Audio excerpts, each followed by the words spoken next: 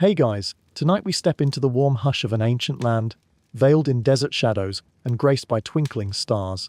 You find yourself standing on the edge of a moonlit dune, gazing across a vast expanse of sand that shimmers like powdered silver beneath the sky. Welcome to Meroe, the heart of ancient Nubia, just south of Egypt, yet brimming with its own distinct splendor.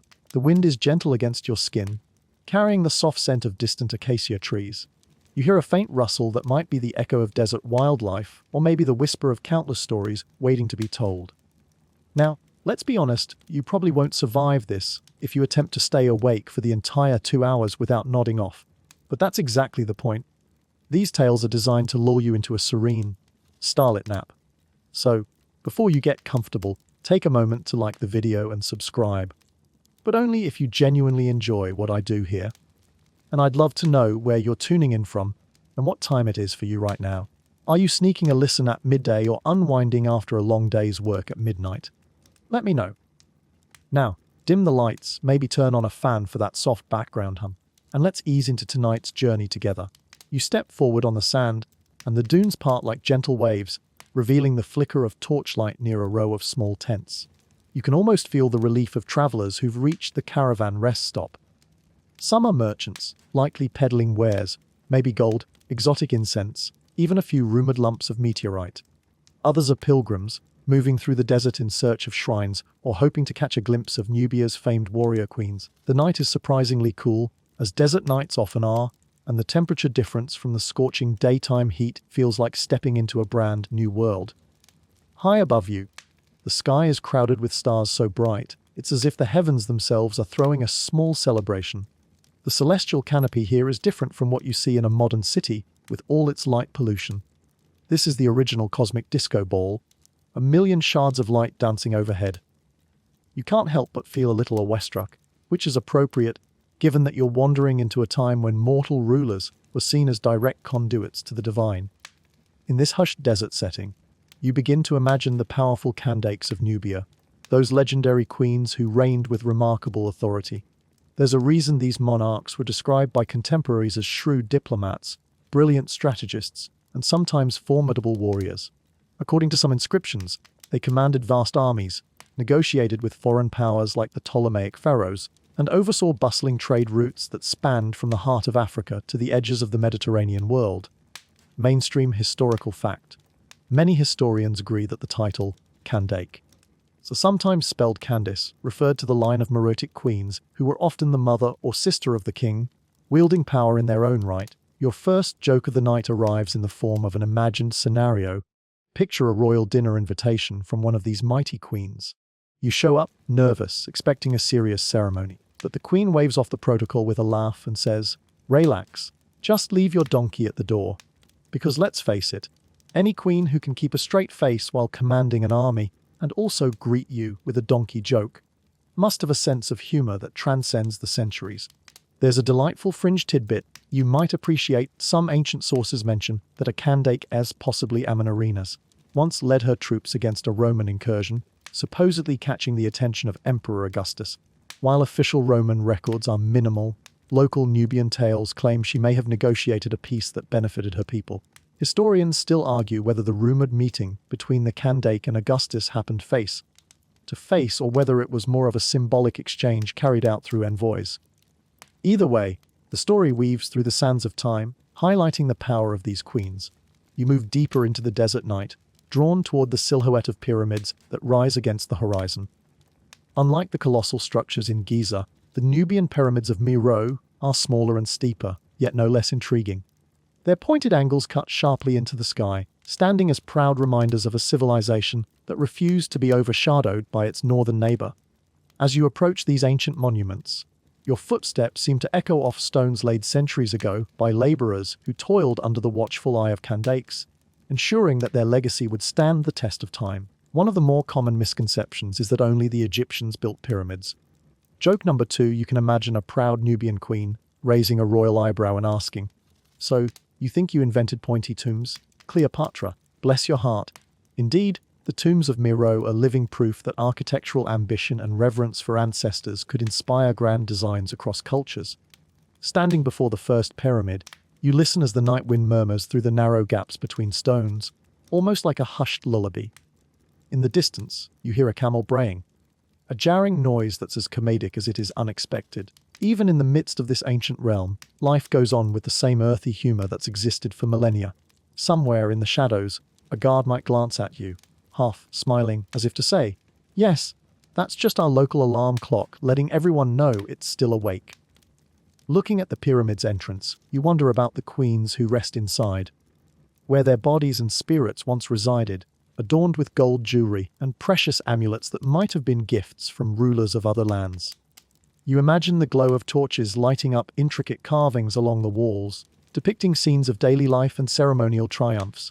The interior likely smelled of incense, cinnamon, frankincense, maybe even a bit of myrrh, and echoed with soft chanting from priests performing funerary rites. Mainstream historians point out that Meroe's location along the Nile allowed these rulers to control a key stretch of the river's trade routes. This position led to a flourishing economy, fed by ironworking, agriculture, and commerce in exotic goods. While not all of these ancient facts are precisely documented, thanks to the challenges of deciphering Meroitic script, there's enough evidence to piece together a captivating tapestry of cultural and economic might. Joke number 3 surfaces as you consider the language barrier. Imagine a modern scholar reading the inscriptions on the temple walls with a perplexed frown. Suddenly, a local caretaker leans in and says, "Oh, that phrase. It just means Wi-Fi is down. Please try again later." That moment of comedic relief might break the tension, but it also reminds us how far removed we are from the original context of these writings.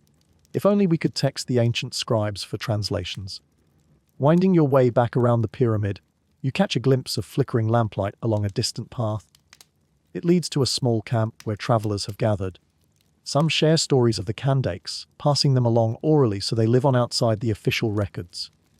Others speak of strange phenomena, such as lights dancing over the dunes at night, rumored to be the spirits of the queens still keeping watch. It's likely just a trick of the moon and shifting sands, but it adds a certain magic to the desert air. With your feet sinking into the cool sand, you pause to reflect on the improbable fact that so many relics of Meroitic civilization survived at all. The desert, ironically, can be both destructive and preservative.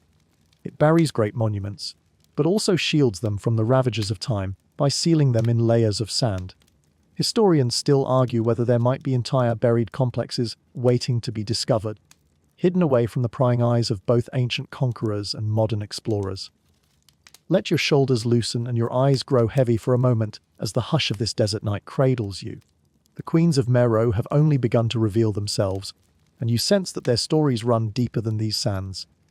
The night is still young, and the horizon stretches out before you, inviting you into the heart of Nubia, where the echoes of regal footsteps have yet to fully fade. The torchlit path before you wends through gentle dunes, guiding you toward the heart of a makeshift encampment. Even at this late hour, there's a lively hush, muffled conversations, the soft crunch of sandals on sand, and the shuffle of camels complaining in that universally disgruntled tone only camels can achieve. You veer toward a low table where a small group of travelers discusses the passage of power in Nubia. Their voices float through the night air, weaving stories about the Kandakes, those formidable queens who ascended to the throne through a lineage both mysterious and undeniably potent. As you listen, you imagine the moment a Kandake might first receive her royal regalia, a golden crown or headdress set against dark braids, reflecting the desert sun in a show of brilliant defiance. In many cases, these queens wielded authority that rivaled or even surpassed their male counterparts. A mainstream historical fact underscores this. In Meroitic society, inheritance often passed through the maternal line, granting royal women a unique platform to shape the kingdom's destiny. Whether they directly ruled as monarchs or served as regents, the Kandakes ensured that Nubia wouldn't simply echo neighboring Egyptian traditions, but carve out its own distinctive path. Over the crackling of a small fire, a robed elder recounts a family legend. "Long before my grandfather's grandfather roamed these sands," she says, "there was a time when a Kandake outsmarted an entire horde of invaders by luring them into a canyon where they got hopelessly lost."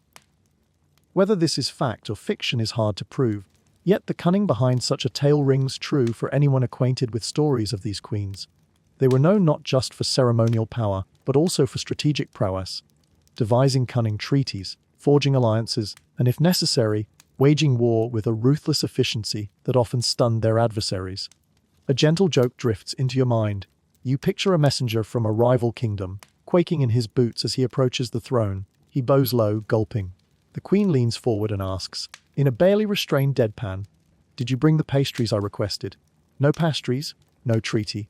It's the sort of comedic exaggeration that might hold a grain of truth, given the significance of lavish gifts and tributes in ancient diplomacy.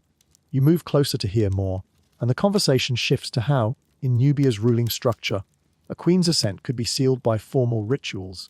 Historians still argue whether the coronation ceremonies involved actual participation from oracles near the fifth cataract of the Nile, or if these were private, royal-only affairs held inside the high walls of Mero's temples. Either way, the power was palpable. A candidate could mobilize armies, oversee the distribution of resources, and cement treaties with distant lands.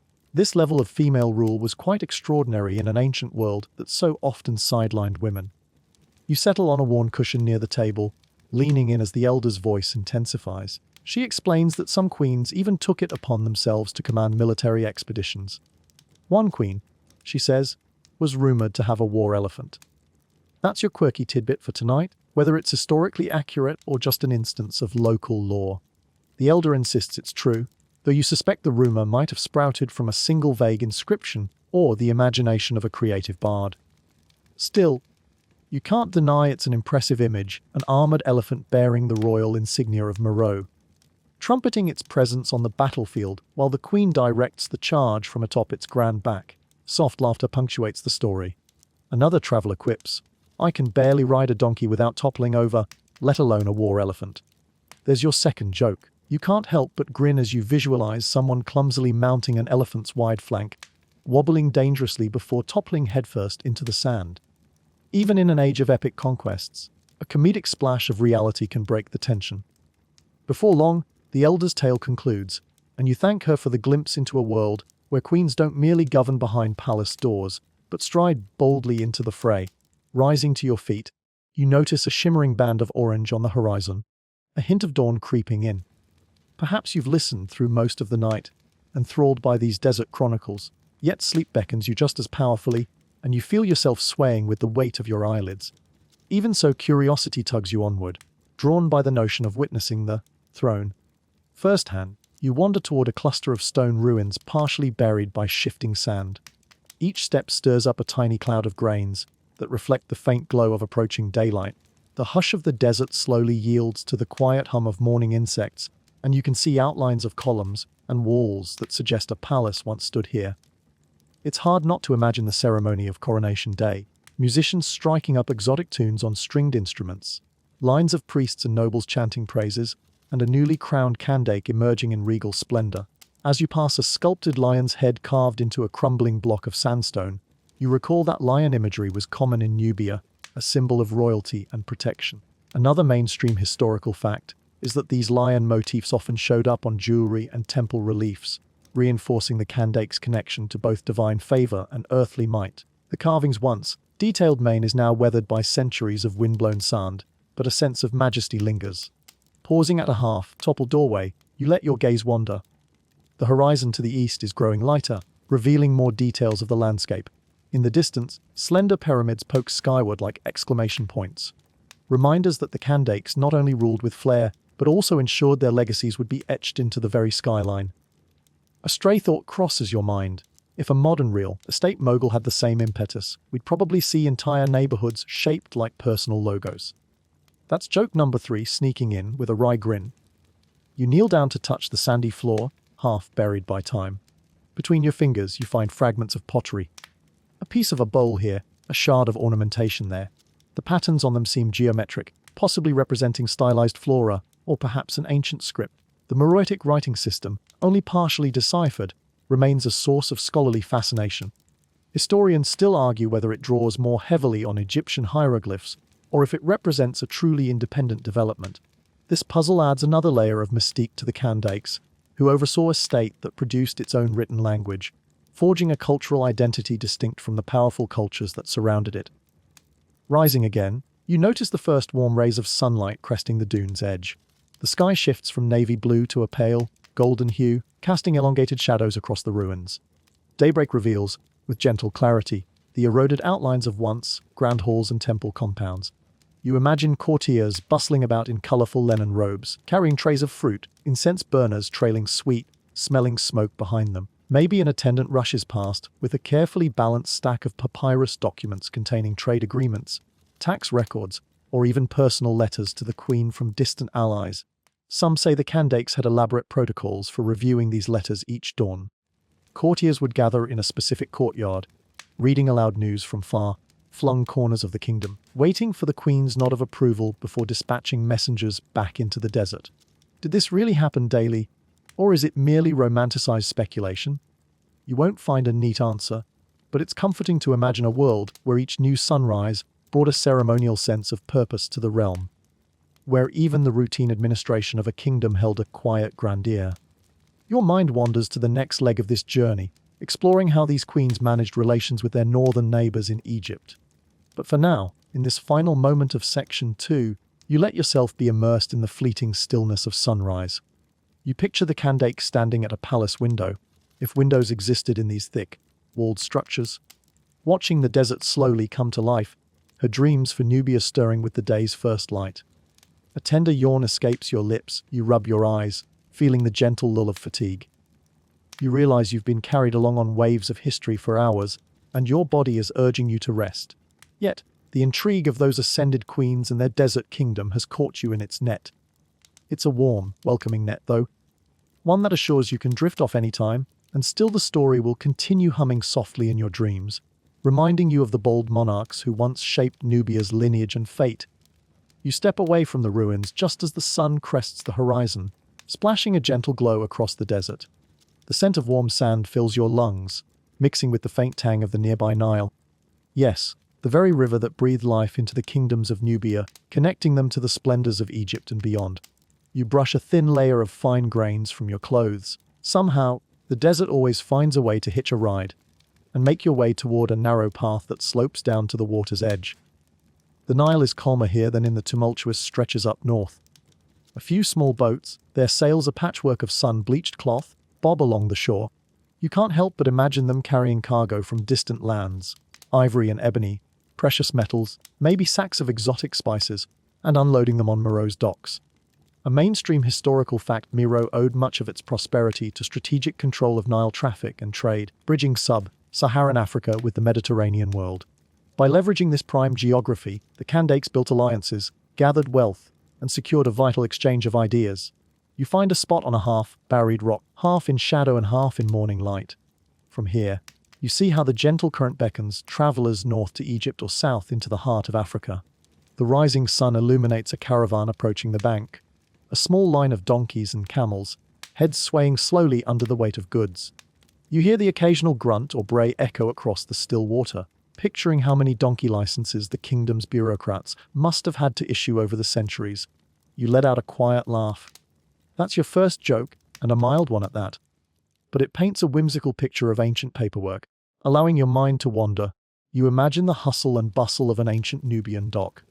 Large boats laden with grain or pottery pulling up, porters rushing to unload crates, filled with everything from ostrich feathers to carved statuettes. The calls of traders hawking their goods mingle with the warm smell of mud from the riverbank. Rival merchants shout in multiple tongues. Perhaps a local Meroitic dialect, Egyptian, Greek, or even the languages of desert nomads who pass through.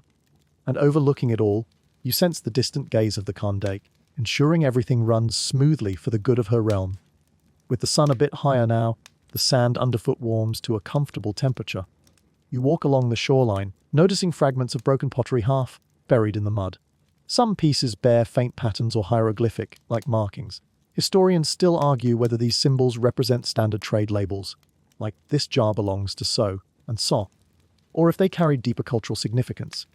In either case, their presence attests to a long history of commercial ties. A quirky or fringe tidbit sneaks into your thoughts. There are rumors of exotic animals once transported up the Nile for diplomatic gifts. Giraffes, zebras, even the occasional ostrich. You imagine the spectacle of a bewildered giraffe, gangly legs wobbling on a boat, bobbing its head in confusion each time the craft sways. One can only guess the comedic challenges of ferrying such a tall creature under low, hanging sails. Perhaps the rowers had to duck every time the giraffe craned its neck to get a better view. That mental image definitely qualifies as your second joke for this section. nature's tallest goofball on an ancient nautical adventure. Still, trade and cultural exchange ran deeper than shipping exotic pets. Meroe itself was famed for its iron production. The kingdom mastered the smelting of iron ore, forging tools and weapons sought after throughout the region. Egypt, on the other hand, provided grain, papyrus, and the intangible prestige that came with connections to the storied land of the pharaohs. The Kandakes recognized the value in fostering strong ties. Diplomatic marriages, gift exchanges, and trade pacts kept the peace and ensured a steady flow of resources in both directions. Bending down to scoop a handful of Nile water, you let the cool liquid seep through your fingers. A subtle swirl of sediment marks the water's passage from far-off tributaries, a natural tapestry of the diverse realms the Nile traverses. You're reminded that beyond the flow of goods, ideas and cultural practices also traversed this watery highway. Meroitic artisans adapted Egyptian motifs in their artwork, yet reimagined them with local flair. Human figures with distinct Nubian features, religious symbols that blended borrowed iconography with indigenous beliefs. As the sun climbs higher, you take shelter beneath a scraggly acacia tree that leans out over the water. You notice a series of shallow footprints embedded in the drying mud at the shore. They could belong to fishermen heading out at dawn, or perhaps to a small child who rose early to catch fish or collect water for the family's morning chores. You consider how daily life for ordinary people in Nubia intertwined with the grand narratives of royal expansions and trade alliances. More than anything, the continuity of life, farming, fishing, child rearing, underscored the kingdom's resilience.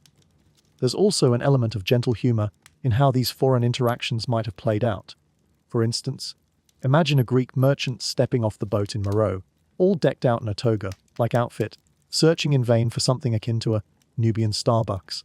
That's your third joke, referencing the universal human quest for a caffeinated beverage.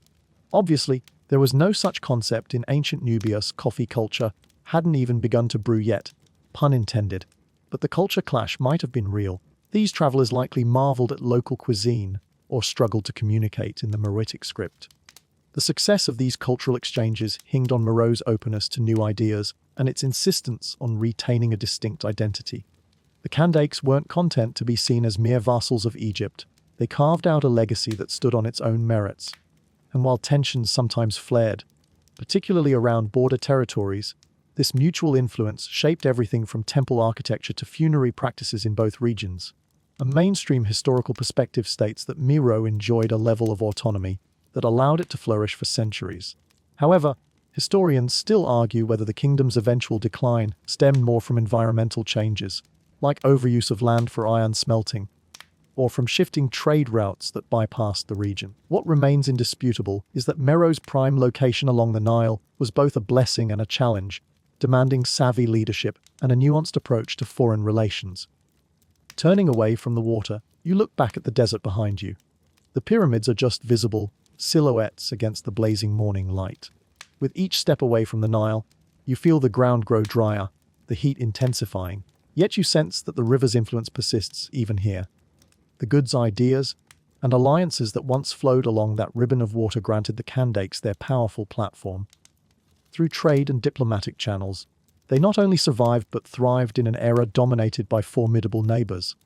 A thought emerges that ties together everything you've experienced so far, how the Kandakes used the river's commerce to reinforce their legitimacy. You picture a Kandake perched in a royal barge, drifting down the Nile to greet a visiting delegation. The boat's prow is adorned with carved lion heads, nods to the kingdom's iconic symbol. Behind the queen, attendants wave delicate fans, and the aroma of incense spirals into the hot air.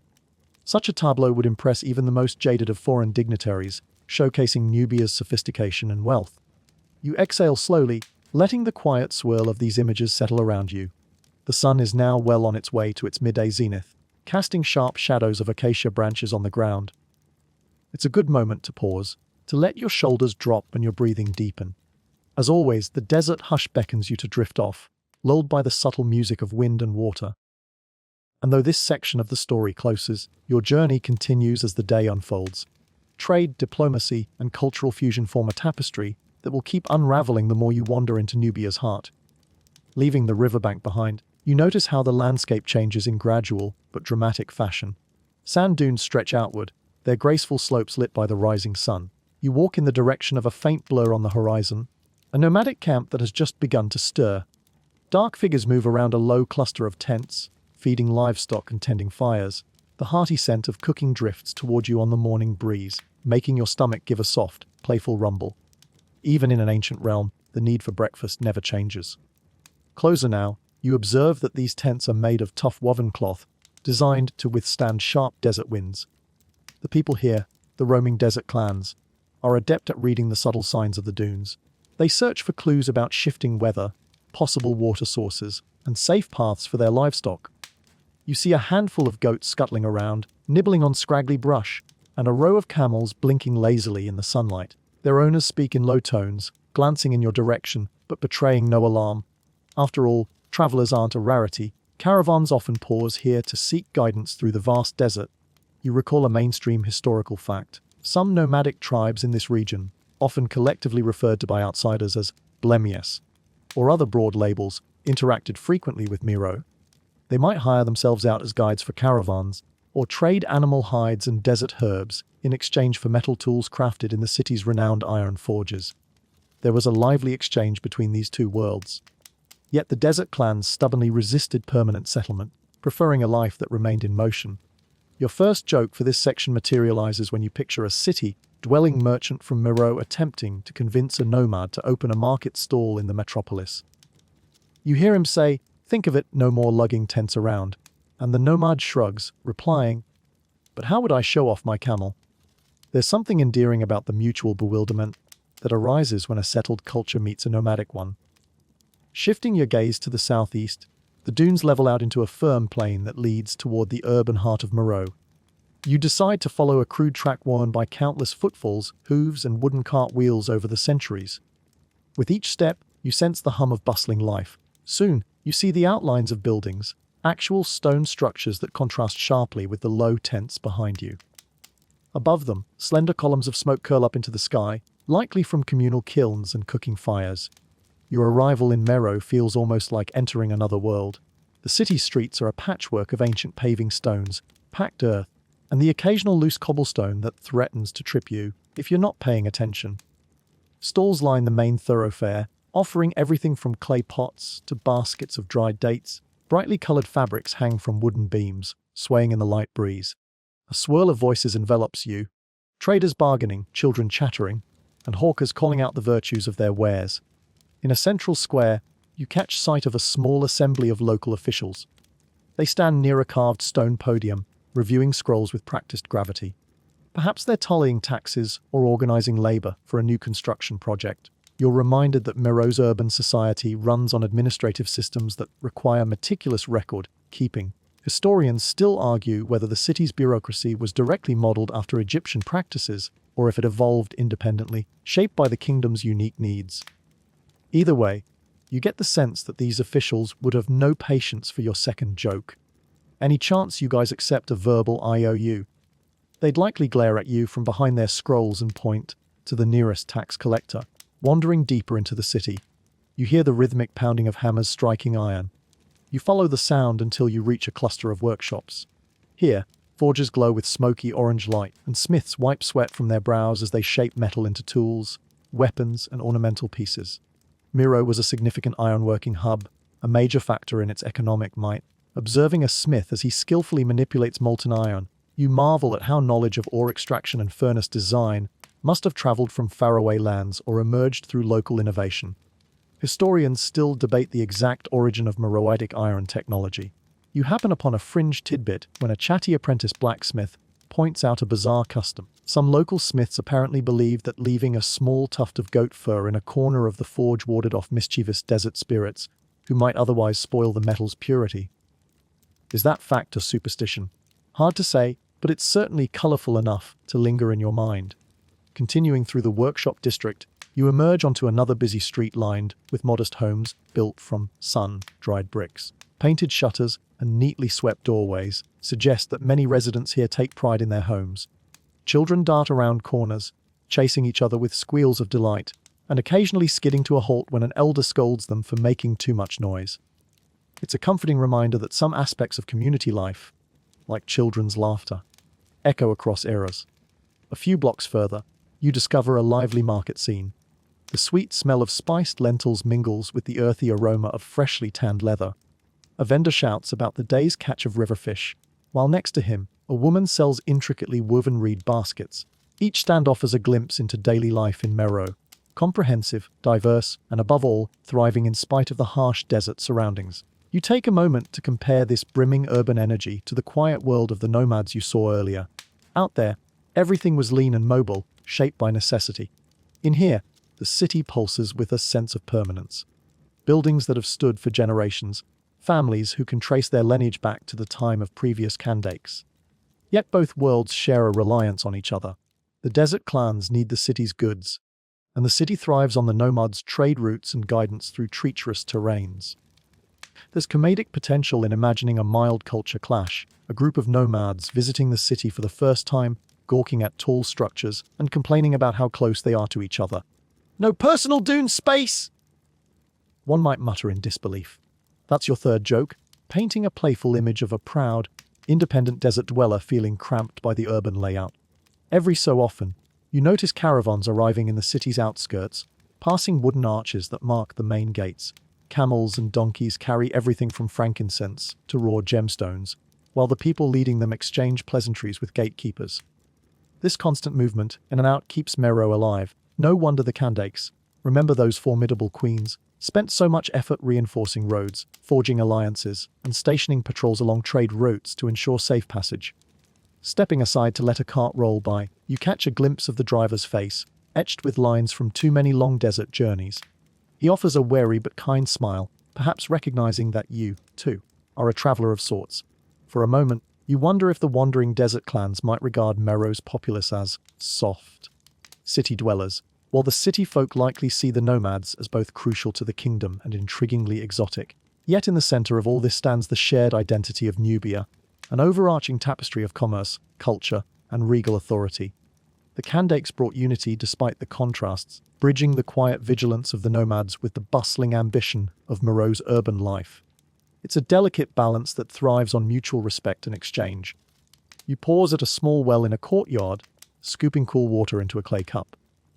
The liquid trickles across your palm, and you feel an instant relief from the desert heat. It dawns on you how ephemeral all this might have seemed to outsiders, both the city of stone and the tents of woven cloth. Over the centuries, shifting sands and changing trade routes would test their resilience. But in this moment, the synergy of Meroe's city life and the desert's nomadic roamers is unmistakable. As you drain the last of the water, you hear distant laughter and the tinkling of bells, perhaps from a traveling performer entertaining shoppers in the market. Daylight now reigns supreme, bathing the city in golden warmth. You sense the magnetic pull of rest, a light tug at your eyelids, but find it equally tempting to linger in this vibrant place a bit longer. Eventually, though, your feet will carry you onward, deeper into Nubia's story, guided by the echoes of desert wanderers and the drumbeat of Meroe's urban heart. A soft melody of jingling bells catches your attention as you wander through the streets. Soon, you find yourself amidst a small throng gathering near the city gates. A caravan is arriving, its animals laden with crates and sacks that emit the fragrant promise of distant lands. Spices, incense, and who knows what other curiosities.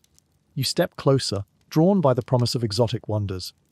A towering camel at the front of the procession grunts in tired protest, while a donkey tethered behind it peers around with wide, inquisitive eyes.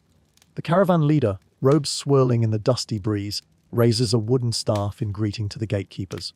You catch a whiff of frankincense curling out of one of the crates, instantly transporting you to an imagined world of desert shrines and smoky temple offerings. As the travelers pass under the city's arch, you trail behind, intrigued by their cargo. A mainstream historical fact surfaces in your mind. The Kingdom of Meroe was a vital link in the trade network connecting sub-Saharan Africa with North Africa and the Mediterranean. These caravans could come from as far south as the Horn of Africa, or even from the Arabian Peninsula if they had the right connections. Incense, spices, gold, ivory, all of it passed through Nubian hands before heading north to Egypt or across the Red Sea. The train of animals continues deeper into the city, weaving between stalls and the curious stares of locals. Children run alongside, trying to peek inside baskets. Occasionally, the caravan leader shoos them away with a playful wave. You can't help but smile. Your first joke of the section popping into your head. Imagine the poor merchant scolding a child in a hushed voice. "Don't stick your nose in there!" unless you want to smell like frankincense for a week. Each step reveals more about the caravan's goods. You see small clay pots labeled with pictographic symbols, possibly containing rare resins or saffron. Another crate emits the sharp, tangy scent of peppercorns, no doubt prized by the royal court for flavoring ceremonial dishes. Overhead, a pair of chatty parrots screech indignantly from a wooden cage strapped to a donkey's flank, likely destined for some noble's private menagerie. Birds like these were often gifts meant to amuse, and to showcase the breadth of a merchant's reach.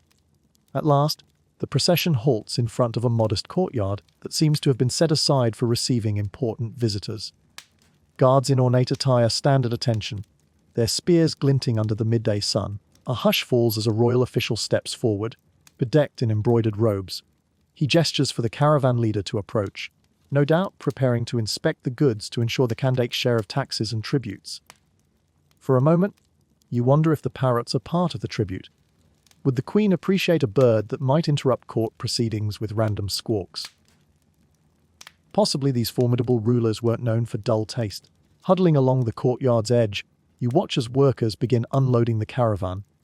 There's a mesmerizing rhythm to it, crates lifted gently off camel humps, baskets passed from one set of arms to the next. The aroma intensifies, cinnamon, cardamom, and a mysterious, musky perfume you can't quite place. The air practically vibrates with possibility. A quirky tidbit floats into your thoughts.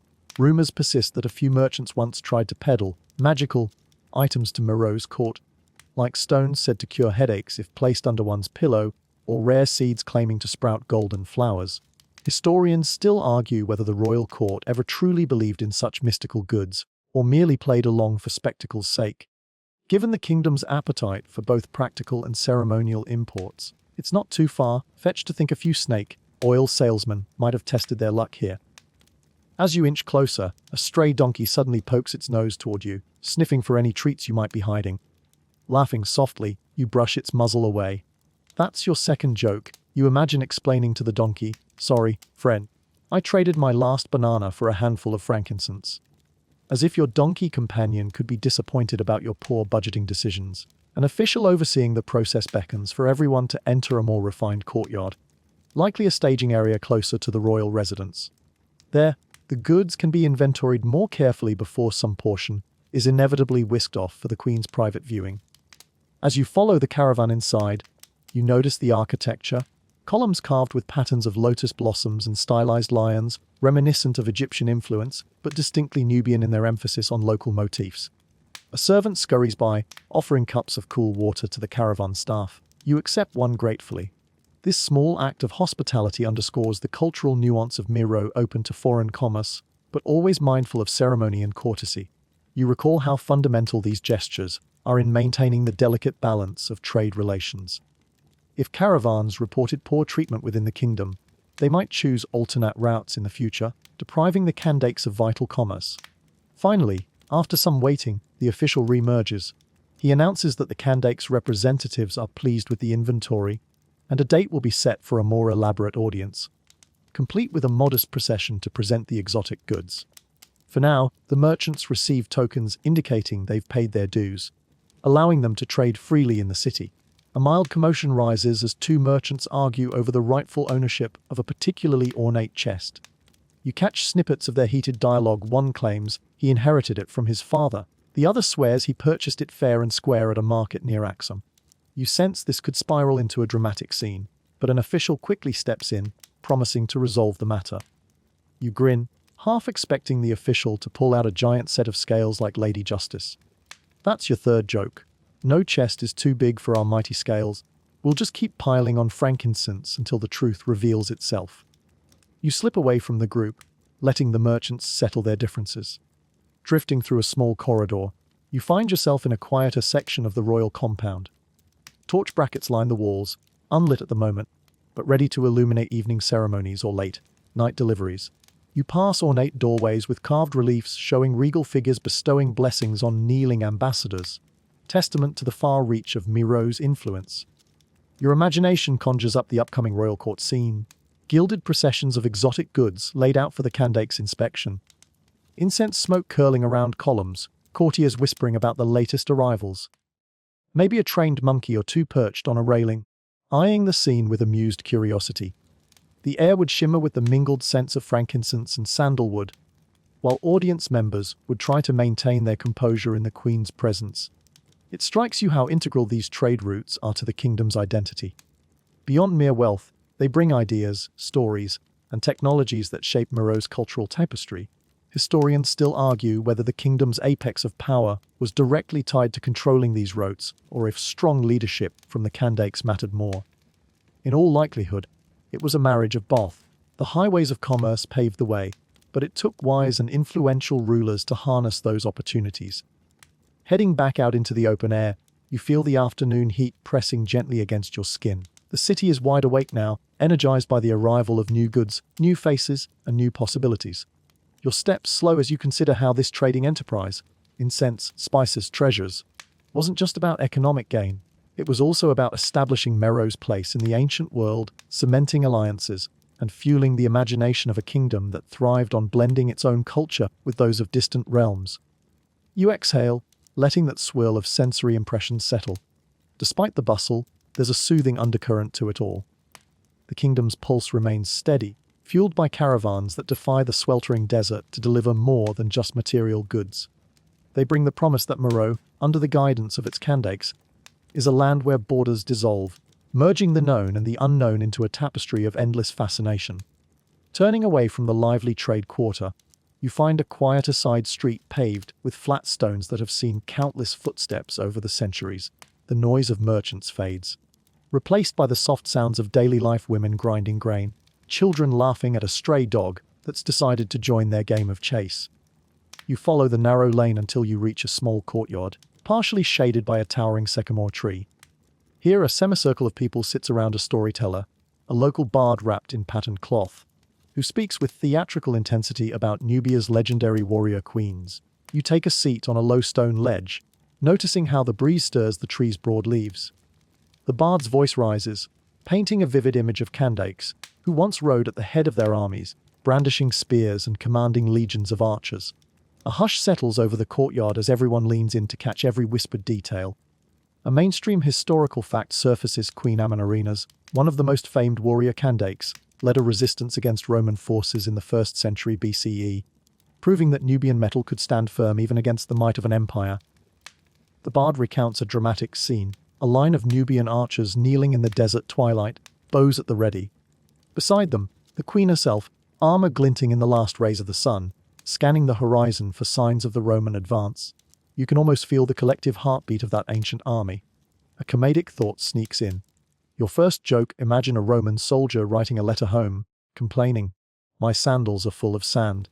And that queen keeps giving us the stink eye from across the dunes. You learn that the Kandakes often employed clever tactics rather than brute force. One story tells of a cunning trap set in a narrow canyon, where Nubian soldiers used decoy camps to lure an enemy column into disarray. By the time the invaders realized their mistake, they were surrounded on elevated ridges by archers who could rain down arrows with deadly accuracy. Historians still argue whether this canyon ambush was attributed to Amenarina specifically, or if it's a conflation of multiple campaigns. The debate, however, never stops local storytellers from weaving it into the tapestry of the Kandakes' fearless legacy. The bard's voice grows softer, describing the uneasy alliances these queens forged. Sometimes, neighboring tribes could be persuaded to unite against a common threat. Other times, placed bribes and marriages served as the glue holding a fragile coalition together. You picture a diplomatic ceremony where a tribal chief stands before the queen, uneasy in the grandeur of Meroitic courts. Perhaps he's never seen so many intricately carved columns and lion-headed decorations. At the last minute, he attempts a bow but stumbles, a fish out of water in a palace environment. That's your second joke. His attempt at humility ends up more like an accidental tumble that leaves courtiers trying not to laugh out loud.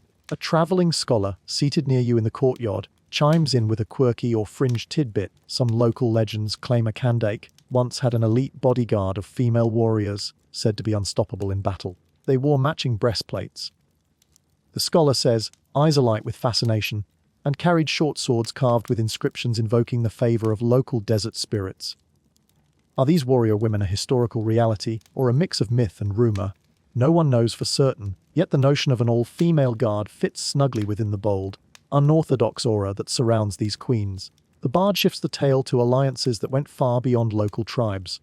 Evidently, a Kandake might send envoys laden with gold and ivory to distant courts, forging pacts that kept Nubia's trade routes secure. You imagine the reaction of a foreign king, perhaps in the Levant or across the Red Sea, upon receiving a diplomatic gift from a queen rumored to be as fierce as she was regal. He might have stammered, "She sent me how many tusks and gold ingots?" Then, in a private aside, "I really don't want to make her angry." There's your third joke. The comedic image of a monarch fretting that one misstep could provoke a knock at his palace gates by warriors armed with legendary Nubian bows. As the bard's story weaves on, you're reminded that these queens were not just fighters, they were patrons of culture and trade. It wasn't all swords and arrows. After all, forging alliances wasn't simply about intimidation. Sometimes it involved hosting lavish banquets where guests could feast on roasted game, spiced stews, and sweet treats flavored with honey. Picture the Kandake presiding over a long table, raising a cup of date wine as she welcomes foreign dignitaries. That blend of martial prowess and refined hospitality set Nubia apart, ensuring that even adversaries had to admit there was something undeniably sophisticated about Meroitic leadership. Pausing for effect, the bard alludes to a particular standoff along the Egyptian border. The tale goes that a Roman general, confident in his ability to subdue a backwater kingdom, found himself outmaneuvered by a Kandake's skillful use of diplomacy. Instead of meeting the enemy in open battle, she arranged for strategic gifts, and a few carefully crafted illusions of grander Nubian forces waiting just over the horizon. Convinced that an ambush was imminent, the general proposed a truce. Whether or not this event truly played out as described is up for debate, but the moral remains clear: cunning often trumps brute strength. You glance around the courtyard. The audience is captivated, some nodding in approval, others whispering excitedly about how these stories of warrior queens relate to their own family lore. The synergy between legend and history is palpable. It pulses in the warm desert air. You realize that, while academic texts might present the Kandakes in more subdued tones, local storytelling breathes life into their feats with flourish and passion. Taking a moment to reflect, you consider the blend of heritage. The Kandakes aren't merely ancient footnotes to Egyptian or Roman histories. They are central figures in a culture that dared to carve its own identity, sometimes literally, into the stone temples and pyramids that dot the Nubian sands. It strikes you how many foreign invaders must have underestimated these queens, only to walk away humbled. The bard concludes with a final flourish, a battle cry that echoes off the courtyard walls. In the hushed aftermath, the small crowd disperses. You remain seated, letting the last reverberations settle, feeling a quiet stir of awe. Did the Kandakes truly shape the course of entire wars through their daring? Or have the centuries magnified their deeds into legend? The truth, as often is the case, likely rests somewhere between documented fact and the intangible realm of myth. As you rise, you catch a glimpse of another group of locals preparing to share stories of Meroe's spiritual rites. Perhaps in a nearby temple courtyard, you realize that this kingdom, guided by both the steel of its queens and the devotion of its people, thrived on more than battlefield glory. Beliefs, rituals, and a deep respect for ancestry also played a role in forging the Kandakes' formidable legacy. For now, though the hush of the courtyard envelops you, and a gentle wariness returns, the sun hovers above, casting short shadows in the midday heat. Maybe this is the perfect time to retreat somewhere cool, gather your thoughts, and let the rhythm of the warrior queen's tales lull you toward a soft doze. You make your way past Meroe's bustling streets until you find yourself on a quieter path leading out toward the desert once more. The air feels drier here, and the hum of the city fades behind you. In the distance, a series of pointed silhouettes rises against the skyline, the royal necropolis of Meroe. Smaller and steeper than Egypt's famous pyramids, these monuments stand in proud defiance of the sands that threaten to bury them. As you approach, the shape of each pyramid becomes more distinct, and you notice that they're clustered together like a family gathering. Each one a testament to a ruler's legacy, many of them dedicated to the kingdom's renowned Kandakes. A gentle wind scuds across the dunes, swirling grains of sand around your ankles. You pause for a moment to soak in the view. Many who visited this site, ancient travelers and modern explorers alike, have remarked on the striking geometry of these pyramids, their truncated tops and relatively narrow bases. You recall a mainstream historical fact: Sudan, ancient Nubia, actually boasts more pyramids than Egypt, though they're not as massive. This sheer number speaks to a society deeply invested in honoring its dead, especially the powerful queens who shaped the kingdom. As you reach the first structure, you see a flurry of activity around the perimeter. Although centuries have passed, you let your imagination run wild. Skilled laborers, stonemasons, and architects might still be bustling about, preparing the next majestic tomb for a newly ascended Kandake. Imagine the clang of bronze chisels, the low calls of foremen urging workers to keep steady.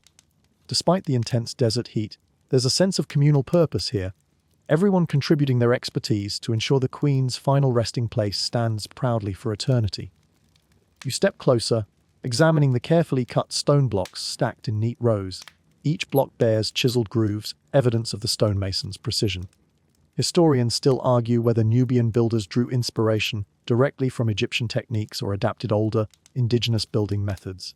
Regardless of the source, there's no doubt that the artisans achieved a distinctive style. These pyramids are taller, in proportion to their bases, than their Egyptian counterparts, lending them a sleek, almost elegant silhouette. You chuckle at your first joke of the section. Picture an ancient foreman standing with his measuring rope in hand, lecturing a new apprentice. No, we're not copying the Egyptians. We're just improving on their pointy geometry. Now get that top angle right. You can imagine the apprentice rolling his eyes. Some rivalries span across time and space. Circling around one pyramid, you come upon a decorative doorway set into its eastern face. Carvings adorn the entrance, images of the Kandake receiving tribute, deities blessing her passage to the afterlife. If you let your fingers brush the stone, you can feel the faint grooves of chiseled lines. Though the details have softened over centuries of wind erosion, the craftsmanship still shines through. The interior of the pyramid, you recall, typically housed a burial chamber beneath the foundation, rather than inside the above-ground structure.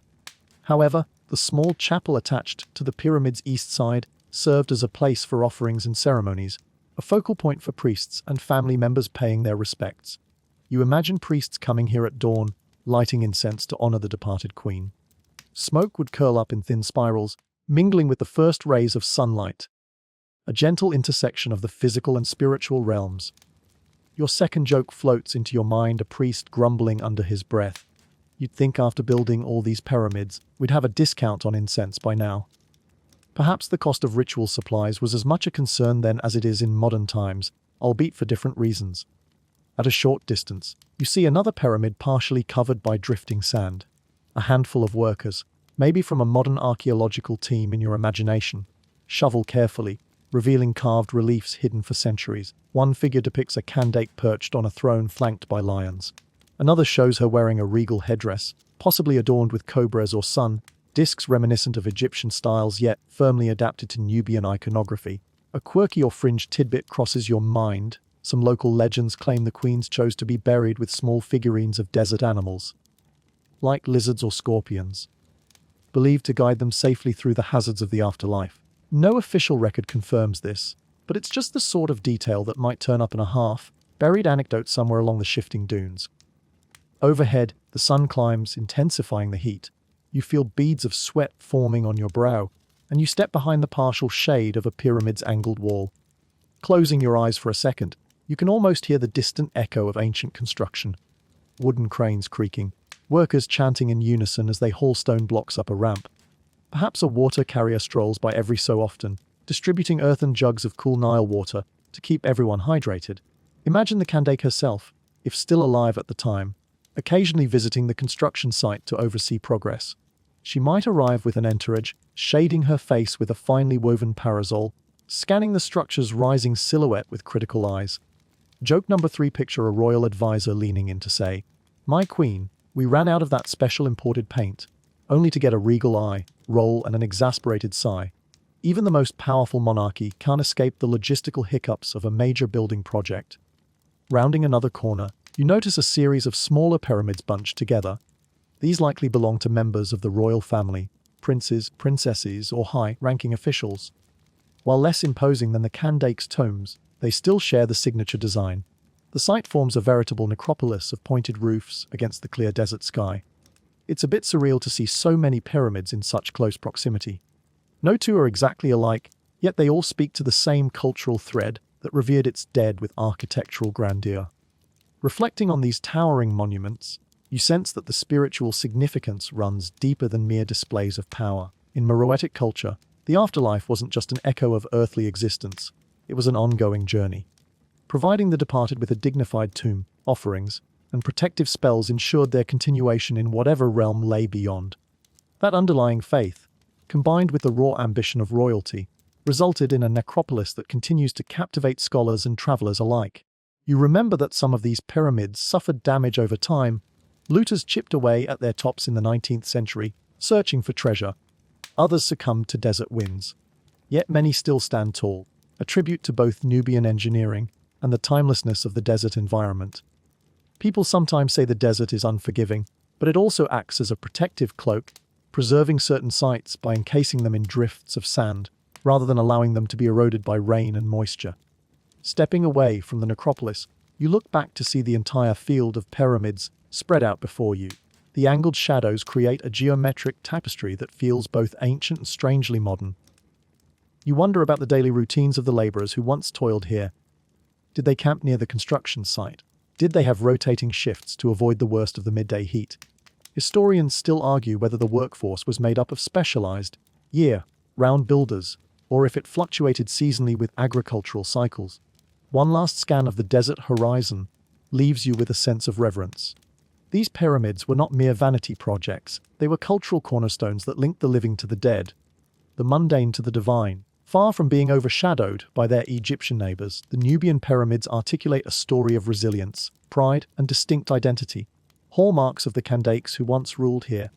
As the wind shifts, carrying a gentle swirl of sand across your path, you feel a subtle invitation to rest. There's something profoundly calming about these silent sentinels standing guard over a past that's never truly gone. You let out a slow breath and let your eyes drift half closed, lulled by the vastness of the desert, the mesmerizing geometry of the pyramids, and the lingering presence of ancient queens who dared to shape their own destinies. A gust of wind whips across the desert, gently pushing you away from the open necropolis and into a secluded patch of dunes. It's as though the landscape itself is urging you to explore deeper, drawn by the silent promise of untold secrets beneath the sand. Once you crest a ridge, you spot a cluster of half-buried ruins, low stone walls, toppled pillars, and openings that might lead into chambers long forgotten. The shifting dunes have exposed just enough of these structures to tempt any curious wanderer. Curiosity peak, you descend the dune's slope, boots sinking into loose sand with each cautious step. You imagine a time when these ruins stood proudly, part of a larger temple complex or a series of shrines dedicated to Meroe's revered rulers. Now, the desert reclaims them year by year, erasing some features while preserving others. There's a certain thrill in the uncharted. Who knows what artifacts or cryptic inscriptions lie just below the surface, awaiting discovery. Near the base of a partially collapsed wall, you spot a faint opening that looks like it might lead underground. Edging closer, you crouch to peer inside. A rush of cooler air grazes your face, smelling faintly of damp stone. Could this be the entrance to a hidden chamber? You recall a mainstream historical fact in parts of ancient Nubia. Tomb complexes often extended below ground, complete with corridors, small chapels, and even storerooms for funerary goods. While many have been mapped, it's believed there are still undiscovered sites, sealed by centuries of drifting sand. Your heart flutters with anticipation. If you were an archaeologist, and maybe in this dreamlike scenario you are, if only for the moment, you'd be checking the structural integrity of the entrance. But the hush of the desert lulls you onward, deeper into the opening. The sun's glare dims, replaced by a soft twilight in this subterranean space. The walls, though partially eroded, display faint carving stylized figures, perhaps in worshipful poses, alongside a few hieroglyph-like symbols. You let your fingertips trace one of these carvings, half expecting it to shift under your touch like some cinematic secret lever. That's your first joke. Imagine a hidden door swinging open and a dramatic voice echoing, "Welcome, O curious traveler, to the lost pantry of the Kandakes royal baker." You picture shelves of stale bread waiting inside, a far cry from mythical treasure. As your eyes adjust, you notice that the passageway leads to a cramped chamber. The ceiling is low, forcing you to stoop slightly. An unsteady step sends a small puff of dust swirling into the air. The silence in here feels like a living thing. Each sound you make seems magnified. You wonder if those ancient hands that carved these walls ever thought their work would be explored in near darkness by someone from an entirely different time. Historians still argue whether many of these substructures served strictly funerary purposes, or if some were dedicated to clandestine spiritual rites. Local legends speak of hidden crypts where priestesses invoked desert spirits, offering incantations that blended Egyptian, Nubian, and perhaps other African traditions into a syncretic tapestry of beliefs. One quirky or fringe tidbit is that certain families in the region claim their ancestors safeguarded these secret rites, passing down arcane knowledge through generations in whispers, a web of mysticism that might or might not hold a grain of historical truth. A few steps further, you find yourself in a slightly larger chamber. By the feeble light filtering from the entrance behind you, you make out a stone altar, like block in the center. Its surface is etched with what appears to be a depiction of a crescent moon overshadowing a stylized sun, an icon you haven't seen before. Could it represent a local deity, or a specific astral alignment significant to Nubian priests? You can almost see robed figures standing around this altar in ancient times, chanting in low voices, the flicker of oil lamps casting shadows on the walls. Your second joke slips in as you picture one of those priests suddenly sneezing mid-ritual. Maybe the incense was too strong, and trying desperately not to break the solemn mood. Even the most sacred ceremonies can be disrupted by a harmless sneeze. You notice a side niche cut into the wall, holding what looks like the remains of a broken pottery vessel. Leaning in carefully, you spot small, desiccated lumps that could be traces of incense or aromatic resin. You imagine how potent that fragrance might have been long ago, swirling around worshippers who believed these offerings bridged the mortal world with the divine. The hush in this chamber feels respectful, as though you've stumbled onto 1,000-year-old prayer still resonating in the air. Moving to the far side of the chamber, you glimpse another opening, this one partially collapsed. You could swear you hear a faint echo, as though the corridor beyond leads somewhere more expansive. A flicker of excitement courses through you. Undiscovered passageways often fuel the greatest legends. Could a hidden repository of riches lie deeper within, sealed off by fallen stone? Tiles abound of gold and precious artifacts that accompanied a Kandake to her tomb, lost to time or looters. And yet, many such stories remain exactly that, stories. You recall, though, a mainstream viewpoint among archaeologists that significant treasures were indeed buried with royalty in Moreau, but due to extensive looting in the 19th century, most grand finds have already been removed. Still, no one can say for certain how many tombs or secret chambers remain untouched. The notion that a random dune shift could reveal a trove of artifacts from a bygone queen is enough to spark any treasure hunter's daydreams. The deeper you venture, however, the more you sense that spiritual significance overshadows mere material wealth. These hidden chambers hint at a belief system that was as intricate as it was sacred, perhaps the intangible treasure. Here is the insight into how ancient Nubians communed with gods, ancestors, and cosmic forces. You imagine the relief of a devout priest upon receiving an omen that his queen's spirit journeyed safely to the afterlife. A flutter of movement at the edge of your vision makes your heart jump. You whip your head around, only to spot a small desert lizard scuttling across the chamber floor. An abrupt reminder that you're not alone in this subterranean retreat. That's your third joke. You imagine the lizard as a self-appointed guardian of the crypt, squeaking a challenge in its tiny reptilian voice. None shall pass unless they bring me a juicy beetle. With cautious curiosity, you approach the partially collapsed passage to see if it's at all navigable. Stones have tumbled in a precarious heap, and pushing past them without proper excavation could be risky. Instead, you settle for shining a faint light into the gap. The corridor beyond extends into darkness, its walls carved with faint patterns that you can't decipher at this angle. Just enough of a glimpse to spark your imagination. More chambers. A hidden burial vault, or perhaps just a dead-end corridor leading nowhere. You sense the weight of centuries pressing against these walls. In your mind's eye, you see the flicker of ancient torches revealing painted murals or hidden storerooms. You recall how so many desert secrets remain locked behind layers of sand and stone, waiting for the day a patient explorer unearths them. Yet the desert can be cruelly protective, preserving some treasures and devouring others.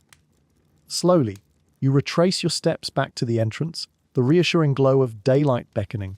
Even just a short venture into these hidden chambers leaves you with a lingering impression of how little is truly known about Mero's spiritual rites and the rumored caches of lost riches. This undercurrent of mystery infuses the kingdom's narrative with something intangible, a sense that, for all we've learned, there's always another secret waiting beneath the next dune. Stepping outside, the sun washes over you, and the hot desert wind seems to whisk away the subterranean chill. You stand for a moment, letting your eyes adjust, pondering the possibility that unseen chambers still beckon from below.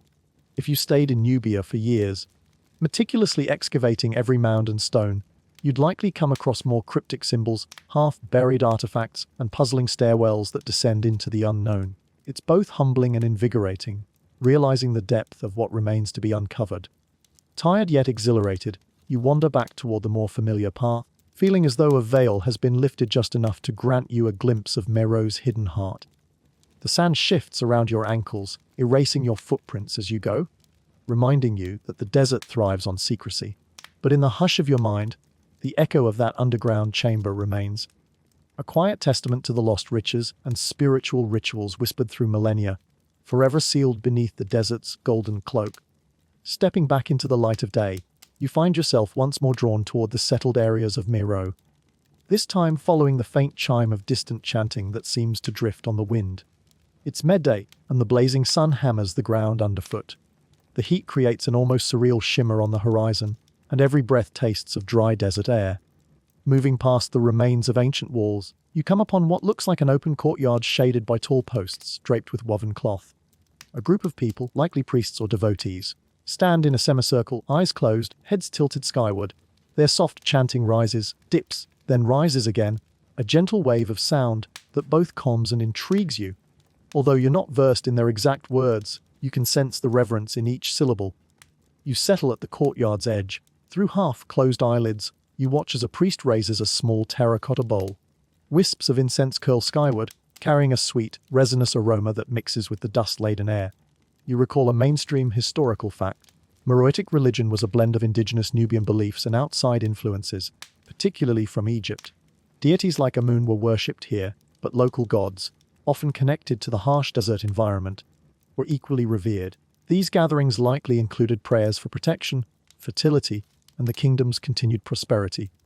One of the participants in the ritual, dressed in a linen robe with a beaded collar, reaches out to sprinkle what appears to be powdered herbs over the bowl of incense. A subtle crackle follows, and the scent shifts to something sharper, nearly citrusy. A quirky or fringed tidbit you once heard floats back to mind. Some desert communities believed ground ostrich eggshells had healing properties when burned, claiming they could ward off lingering malevolent spirits. You can't confirm if that's exactly what's being added here, but you enjoy imagining the scene: a priest rummaging through a basket labeled ostrich eggshell powder, for emergencies only. The chanting continues, and you notice a small altar behind them decorated with carved lion heads and simple offerings, baskets of grain, clay figurines, perhaps tokens representing daily devotions.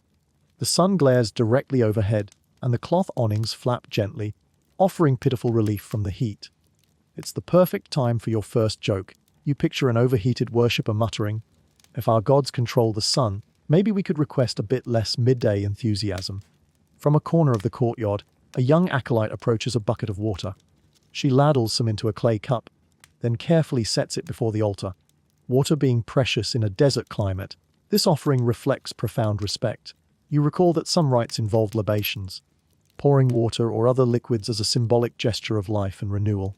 Then your attention shifts to a second group gathered nearby, who appear to be mixing fragrant oils. They talk in hushed voices about applying these oils as a form of spiritual anointing for anyone suffering an ailment, from headaches to snake bites. This leads you to wonder about the kingdom's curious healing practices. You've heard that Mero, like ancient Egypt, integrated herbal remedies with ritual. Certain plants, like the henna bush or desert cacti, were believed to carry protective or curative power. A visitor from a more modern era might call it folk medicine, yet these people approach it with deep reverence. Historians still argue whether Meroitic healers also borrowed knowledge from Greek or Roman medical texts that drifted down the Nile through trade routes. The merging of local cures with foreign techniques might have produced surprisingly sophisticated results. You slip into the shade of a short column to watch a brief healing ritual. A woman, limping slightly, is guided forward. Two healers rub a paste of crushed desert herbs onto her ankle, chanting softly all the while. A third sprinkles cool water over the paste, as if activating its power. You can't say whether this method is purely symbolic, but the woman's grateful smile afterward suggests that, at the very least, the compassionate attention comforts her. Your second joke forms as you imagine a scenario where a modern pharmacist appears with a clipboard and tries to catalogue the ingredients. "Excuse me, priest, is that scorpion venom in your ointment? And can you tell me the recommended daily dosage?" The priest might just stare blankly, uncomprehending of such a mechanized approach to medicine. A gentle breeze carries the scent of incense and herbs out into the street, where a few curious passers-by pause to bow reverently before continuing on their errands. Some hold small amulets, perhaps etched with protective symbols, pressing them to their lips. Others quietly place clay figurines at the altar, each likely representing a personal prayer, maybe for safe childbirth, a bountiful harvest, or success in traveling the perilous trade routes. Observing the diversity of offerings, you remember that daily devotions in Moreau were not limited to the wealthy. Ordinary laborers might have paused at small roadside shrines to whisper prayers or pour a libation. Farmers in outlying areas could offer a portion of their produce to ensure the continued favor of harvest deities. You sense a communal sense of faith here, one that permeates both palace halls and humble village huts. Glancing around, you see a trio of travelers who look rather sunburned, as though they've journeyed far without proper head coverings. They speak in low tones with a local priestess, who sprinkles their feet and faces with water scented by crushed petals. Perhaps a purification rite for wary travelers. Your third joke arrives as you picture one of them blinking through the droplets, grinning and saying, "I'd complain about being drenched, but it's the closest thing to a bath I've had in weeks." A donkey brays from somewhere behind you, momentarily disrupting the peaceful ambience. A novice priest giggles under his breath, then quickly regains composure. Even in sacred spaces, life pokes through with small, ordinary interruptions. Perhaps that's the essence of Miro's belief system, a seamless blend of divine ceremony and the dusty realities of desert living. As the chanting draws to a close, the head priest steps forward with a final invocation. Arms raised, he thanks the gods for their watchful care, invoking blessings upon the kingdom and its rulers, particularly the Kandakes, who are credited with guiding Nubia's spiritual life alongside its political fortunes. The words echo through the courtyard, resonating with a sense of unity. It reminds you of a cultural truth in a land where the environment can be harsh and unpredictable. Shared faith can be a powerful adhesive, binding community members together against the challenges of scorching heat, scarce resources, and external threats. You feel the sun pressing against your shoulders, making your muscles ache for a brief respite in cooler shade. Slowly rising, you bow your head in quiet respect, then slip out of the courtyard. On your way back into the city, you spot a small stand selling herbal tinctures. A smiling vendor offers you a taste of a bitter tea, promising it can stave off everything from insomnia to scorpion stings, though you'd probably just settle for it helping you sleep after the day's heat.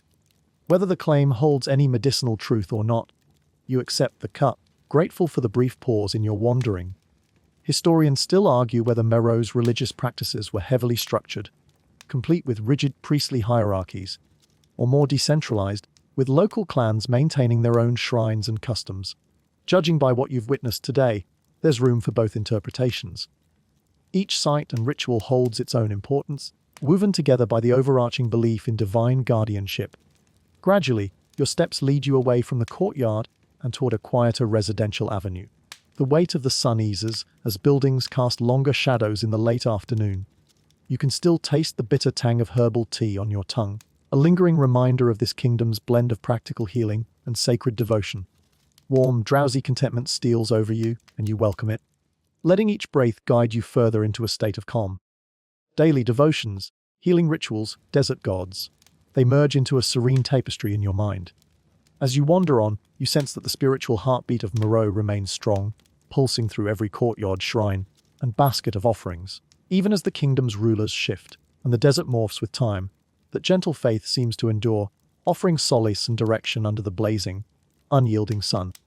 Leaving behind the modest side streets and small shrines, you sense a shift in energy as you venture toward an older quarter of Moreau known for its archival records and administrative offices. Word has it that this district holds traces, documents, carvings, and rumored relics of a notable era in the kingdom's history when Rome clashed with Nubia and found itself facing the formidable resolve of a Kandake. The sun has begun its slow descent, bathing the streets in a warm, golden light that seems to invite reflection.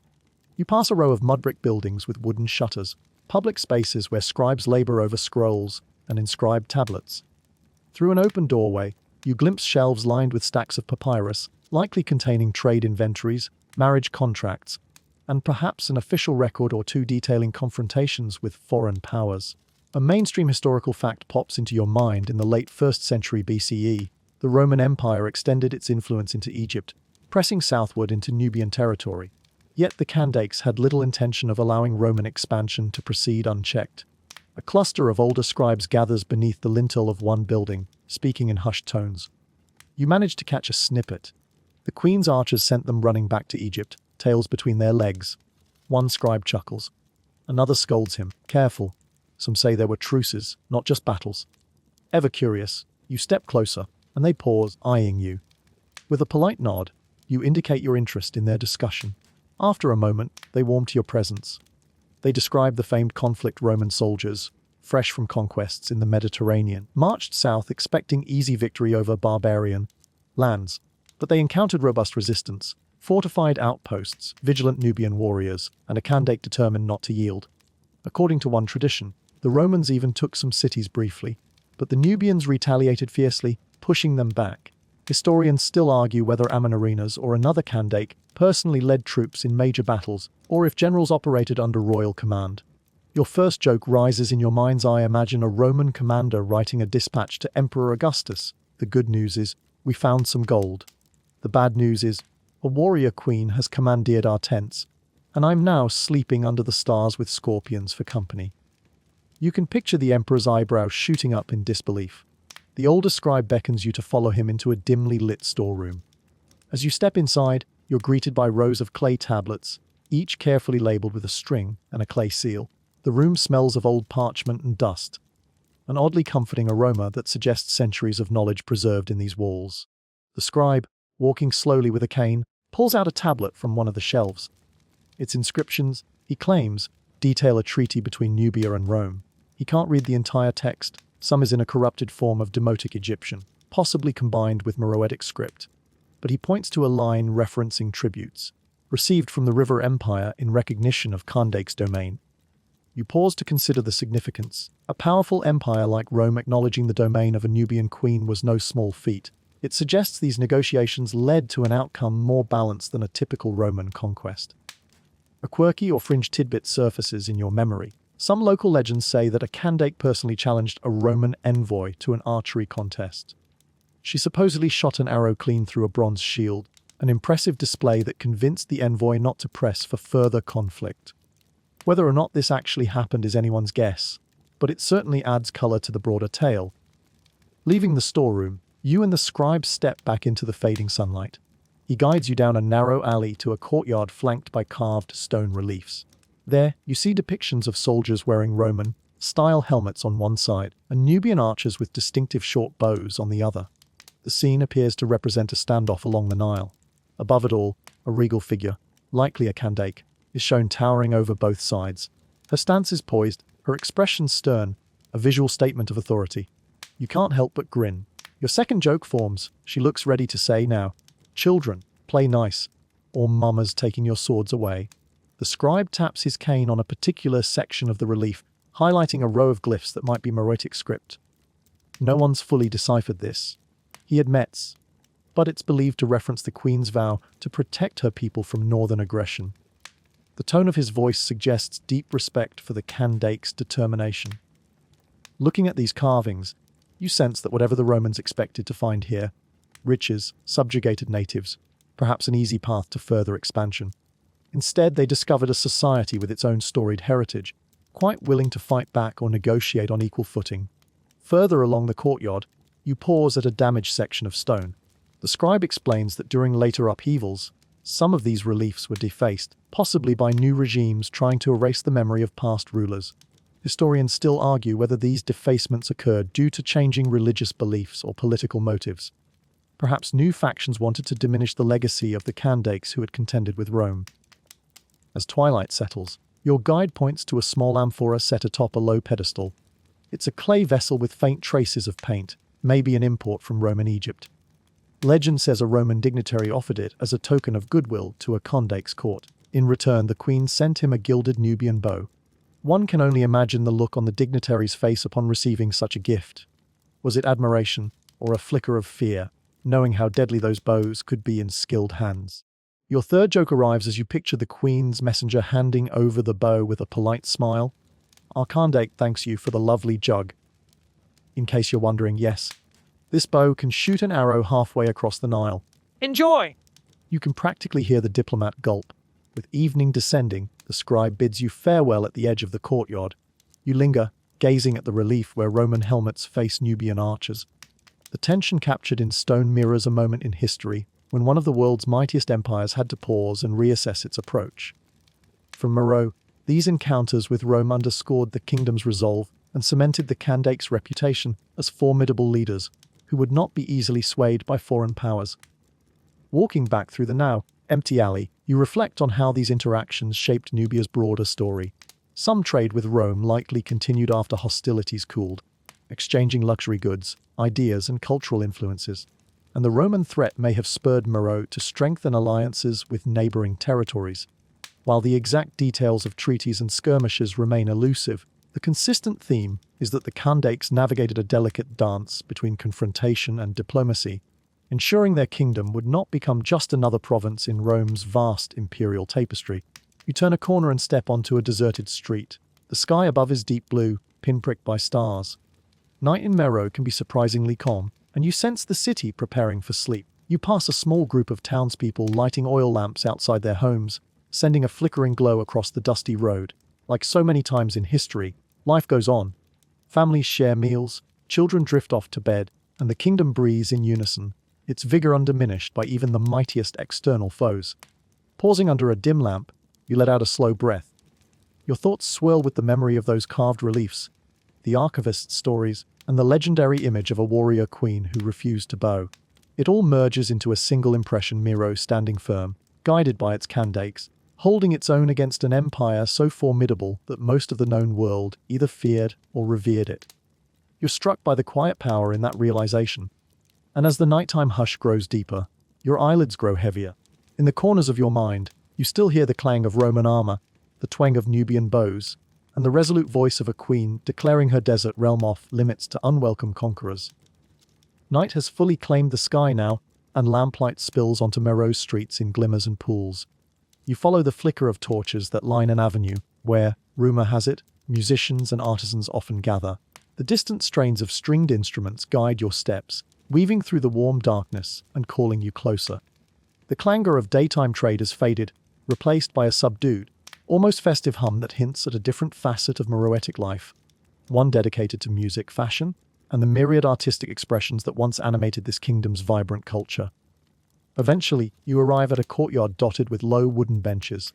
In one corner, 3 musicians sit on reed mats, each cradling a different instrument. One plucks a bow-shaped lyre, its resonant twang echoing gently. Another taps a small frame drum, setting a steady heartbeat for the ensemble. The third plays a flute, like pipe carved from polished bone, coaxing, haunting, lilting notes out into the open air. The synergy of these sounds conjures images of desert nights, temple dances, and celebrations under star-crammed skies. You recall a mainstream historical fact: music and dance were integral to Meroitic culture. Archaeological evidence, including temple carvings, depicts processions with musicians leading the way, sometimes accompanied by dancers in elaborately patterned garments. The beats likely served ceremonial functions, perhaps marking important festivals or royal events where the Kandakes would appear in splendor, flanked by swaying performers. Here, tonight, the setting is more intimate. A small audience of locals and travelers gathers, sipping beverages and tapping their feet in time. You settle onto a bench, letting your shoulders relax, allowing the gentle pulse of the drum to knead away any lingering tensions. Your first joke floats to mind. You can almost hear a Meroitic master of ceremonies announcing, "And now, for our next tune, please welcome the Nubian Nightjars, featuring the one and only queen of the lyre." Perhaps such a stage name would have had them rolling in the dunes. In a far corner, you notice an artisan's stall showcasing pieces of jewelry, each glinting in the torchlight. A delicate collar of hammered gold catches your eye, adorned with tiny lion head pendants that reflect Meroe's emblematic symbol. Another display features amulets shaped like desert creatures, scorpions, lizards, and even crocodiles. A quirky or fringe tidbit, some say a bit of crocodile tooth embedded in jewelry, would protect the wearer from water spirits lurking in the Nile. You pick up one such amulet and imagine wearing it if you dared to sail the river at twilight. Standing nearby is a fashion-minded vendor draped in a flowing gown dyed with deep reds and ochres, possibly extracted from local minerals. You learn from passing conversation that the color palette of Meroitic dress often mirrored the landscape. Warm earth tones to blend with the desert, accented by bright blues and greens symbolizing the life-giving waters of the Nile, the vendor explains with visible pride that such gowns might be paired with elaborate headpieces, sometimes adorned with ostrich feathers or beads traded from distant lands. You grin, forming your second joke. Imagine arriving at a modern party, wearing a towering feathered headdress, and trying to squeeze through a normal doorway without poking someone's eye out. A small crowd gathers around another artisan who's demonstrating a peculiar-looking musical relic. It resembles a large rattle, made from a hollow gourd fitted with tiny pebbles, but the handle is carved to look like a leaping gazelle. The artisan shakes it gently, producing a percussive rustle that seems to mimic the wind itself. Historians still argue whether this style of instrument originated locally or if it was influenced by trade with far-off African regions. Either way, it underscores the creative synergy that flourished in a kingdom open to outside cultures while steadfastly shaping its own identity. Catching snippets of conversation, you hear talk about Meroitic clothing customs. Men and women often wore wrapped garments not entirely unlike Egyptian robes, but with distinct Nubian flares, such as fringed edges, diagonal sashes, or bold geometric patterns. Some garments displayed repeated motifs of animals or plants, reflecting reverence for nature's role in daily survival. One bystander remarks that these stylized designs occasionally appear in temple murals, unifying religious iconography with everyday fashion. You have a flash of modern synergy. Imagine a contemporary runway show featuring Miro-inspired lines, complete with swirling linen robes and golden accessories. It's a testament to how ancient creativity can still stir imaginations in the present. The music shifts tempo, livelier now, with the drum picking up speed. A small group of onlookers stands to dance, moving gracefully across the courtyard. Their steps aren't formal or highly choreographed. Instead, it feels communal, as though each dancer is contributing a personal flourish. Some do a gentle sway of the hips, others spin in place, letting the hem of their robes fan out. You can't help but think of a comedic possibility. Your third joke, picture an over-enthusiastic visitor. Maybe you attempting to mimic the dance, only to spin too fast and tumble into a basket of instruments.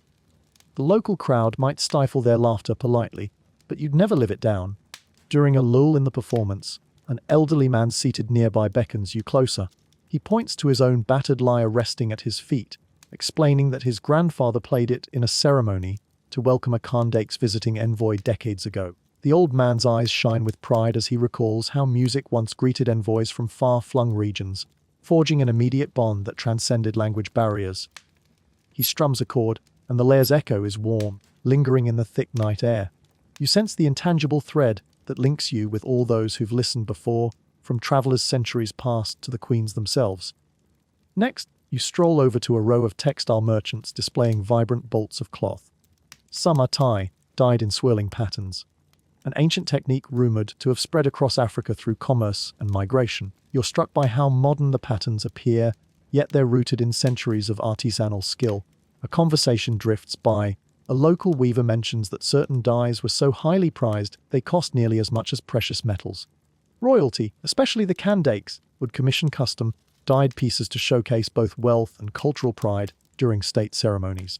Winding through the displays, you come upon a small altar-like structure dedicated to Hathor or Isis, deities who found a receptive audience in Nubia. At its base lie musical offerings, tiny brass bells, a miniature drum, and what might be an old battered sistrum. You recall how Egyptian influences intermingled with Nubian traditions, creating hybrid forms of worship and artistry. Perhaps temple musicians used these instruments in rites once performed under moonlit skies. Amid the chatter of the crowd, you overhear a debate. Two local historians are arguing whether Meroitic fashion borrowed more from Egyptian or sub-Saharan cultures. One insists that the embroidered geometric patterns reflect southern influences, while the other contends that the draped silhouettes are undeniably reminiscent of pharaonic styles. It seems everyone has an opinion on the roots of Meroitic art, testimony to the kingdom's place at a crossroads of diverse ideas. Feeling the soft press of fatigue, you ease onto a cushion near the musicians. They finish a set with a gentle chord, and for a moment, the courtyard is still, like everyone is collectively inhaling the magic lingering in the air. In that breath of silence, you sense how seamlessly Meroitic culture melded external inspirations with homegrown innovation. From the odd instruments that sing the desert's lullaby to the layered robes that flutter like desert wings, this kingdom's artistry speaks of resilience, adaptability, and a flair for the unique. As the performers begin another tune, you let your eyelids flutter shut. The hum of the lyre, the thump of the drum, and the flute's wistful melodies swirl around you. It's easy to imagine a grand festival in a palace courtyard, a candake perched regally on a carved throne, nodding in approval as dancers and musicians weave spells of entertainment. The flicker of torchlight illuminates the shimmer of gold jewelry and the splash of dyed fabrics, a tapestry of color, movement, and sound against the quiet desert night. In this reverie, time melts away, and you're simply there, part of the crowd, tapping your foot to music that's both ancient and timeless. Even as drowsiness tugs at you, you surrender to the lull of gentle rhythms. The kingdom of Moreau hums with life through its art, a living heartbeat that resonates across the centuries, inviting anyone who listens to lean in and hum along. You awaken from your reverie to the sound of lively chatter and the clinking of ceramic bowls. Night has deepened, but the city of Miro shows no signs of sleep. Instead, you follow the torchlit streets toward an expansive courtyard that glows with countless oil lamps. The buzz in the air hints at a gathering far more sumptuous than the intimate music circle you just left. As you step through a wide archway adorned with lion motifs, you realize you've arrived at a palatial banquet. Perhaps a celebratory feast in honor of one of the candakes, or a grand occasion to dazzle visiting dignitaries. Long tables stretch across the courtyard, set with plates and bowls of various sizes. Servants in flowing linen robes dart between the guests, offering platters heaped with roasted meats and baskets overflowing with flatbreads. The aromas swirl together, savory herbs, a whiff of cinnamon, maybe a hint of dates caramelizing in honey, and beckon you to explore each corner of this festivity. A hush of astonished delight passes through you. Miro knows how to party in style. A herald stands near the entrance, occasionally announcing newcomers to the gathering. Every so often, you hear the clatter of drums as a troupe of musicians strikes up a tune to signal someone's arrival, likely a noble or ambassador. You recall a mainstream historical fact: royal feasts in ancient Nubia often served dual purposes. On one hand, they displayed the kingdom's wealth and hospitality. On the other, they functioned as high-stakes political arenas where alliances could be forged or shattered over the dinner spread. If a rival envoy was present, he'd be seated near enough to the candake to exchange polite words, but probably not close enough to overhear confidential conversations. You find a seat at the edge of the commotion. Before you can even settle, a servant offers a bowl of spiced lentil stew. It's piping hot, the surface glistening with droplets of oil infused with cumin and coriander. A second servant appears with a wooden platter bearing roasted goat garnished with chopped onions and fresh herbs. The flavors meld in your mouth, rich and earthy, with a hint of tang that suggests they might have marinated the meat in vinegar or tamarind sauce, an import from distant trade routes. For your first joke of the night, you imagine a modern, day food critic whipping out a notepad. Roasted goat, hints of desert sun, robust donkey overshadow, 5 stars, would dine again. Adjacent to you, 2 dignitaries engage in lively banter. One, wearing a gold-trimmed sash, gestures animatedly with a piece of flatbread, describing how the candake personally welcomed his trade caravan a few nights ago. The other leans in, eyes gleaming, to boast that he once attended a feast where a live peacock, its feathers painted in dazzling hues, was paraded before the guests, only to be whisked away for roasting. A quirky or fringe tidbit: local legends claim that, on rare occasions, the candakes ordered exotic animals to be briefly displayed at banquets, like miniature gazelles or flamboyantly feathered birds, more to amaze the crowd than to fill their plates. You notice an entire corner dedicated to sweets and beverages. Large jugs of date wine stand in neat rows beside pitchers of a light honey-based beer. Guests line up for pastries drizzled with honey and sprinkled with crushed nuts. Dessert staples made possible by the region's robust trade in exotic ingredients. You can almost hear a faint clash of metal. If you imagine stepping too close to those decadent pastries, your second joke takes shape as a comedic showdown. 2 guests wrestling over the last honey cake, each one claiming they deserve it, for diplomatic reasons. Meanwhile, a cluster of musicians at the banquet's center stage stirs the crowd with rhythmic drumming and wind instruments. Their music is lively, almost playful, encouraging diners to tap their feet or sway in place. There's an undercurrent of excitement. These gatherings aren't just about food. They're social hubs where everyone, from high-ranking officials to lesser-known courtiers, can mingle under the benevolent gaze of the Kandake. Historians still argue whether these feasts included formal entertainment like acrobats or dancers, or if the revelry arose more spontaneously from the crowd. Carvings in nearby temples hint at both possibilities, showing lively banquets sometimes accompanied by carefully choreographed dancers. Yet local stories tell of impromptu competitions where guests tried to outdo each other in comedic songs. At one table, you see a group of courtiers daintily sampling a dish of roasted vegetables sprinkled with pomegranate seeds. The conversation drifts into etiquette. How to properly bow to the Kandake if summoned. How to request an audience without interrupting the flow of the meal. A court official explains that the queen might choose to address her guests mid-banquet, receiving small gifts or hearing petitions. You can't help picturing a scenario where someone with stage fright stands up to present a small offering, a carved figurine or a bolt of rare cloth, only to forget their rehearsed speech. Third joke, he blurts out, "Your greatness, you like goats, right?" And then sits down mortified to polite applause from all sides. Across the courtyard, a line of royal guards stands watch. Their faces remain impassive, but you sense they're not oblivious to the tantalizing scents wafting from the tables. Occasionally, a servant passes them with a small bowl or a morsel of meat. A quiet nod to the reality that even guards share in the kingdom's bounty, at least in modest measure. A hush sweeps over the crowd as a heavily robed figure appears on an elevated platform. It might be the Kandake herself, or perhaps a high-ranking member of the royal family standing in her stead. She raises a hand, and the music fades. With measured grace, she utters a few words about prosperity, unity, and the blessings of the gods upon Nubia. You feel a ripple of emotion pass through the gathering, pride, reverence, and collective hope. Moments later, the music resumes, and the feast picks up even more steam, as though the official blessing has given everyone permission to truly indulge. Mulling over the spectacle, you recall how central banquets were to building alliances. Feasts allowed foreign envoys to witness Mero's wealth firsthand, forging deals over shared plates of spiced lamb or fresh, baked bread. That savory swirl of flavors formed a subtle language all its own, promising mutual benefit if both sides stayed friendly. By now you've sampled more than your fill. The richness of Meroitic cuisine, stews bright with fragrant spice, succulent cuts of game, crisp vegetables possibly grown along the Nile, leaves you pleasantly drowsy. You can easily imagine drifting off mid-banquet, lulled by the drum beats and the low hum of conversation. And yet, the pull of curiosity is strong. You catch a glimpse of another table laden with sweet desserts. Honey cakes, fruit tarts featuring dried figs, perhaps a cool yogurt dish with mint leaves. In a quieter moment, you reflect on how these regal feasts exemplify the kingdom's adaptability. Traders brought spices from distant shores, local farmers provided fresh produce, and talented cooks blended everything into a gastronomic tapestry that was distinctly Nubian but open to the world's influences. Even the etiquette, this graceful dance of toasting, serving, and social maneuvering, suggests that Mero was no stranger to diplomacy in culinary form.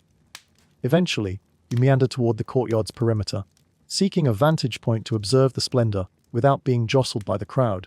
From here, you see a swirl of movement dancers weaving through the tables, guests leaning in close for confidential whispers, the occasional boisterous laugh punctuating the night. Flames from the torches flicker high, sending sparks into the dark sky.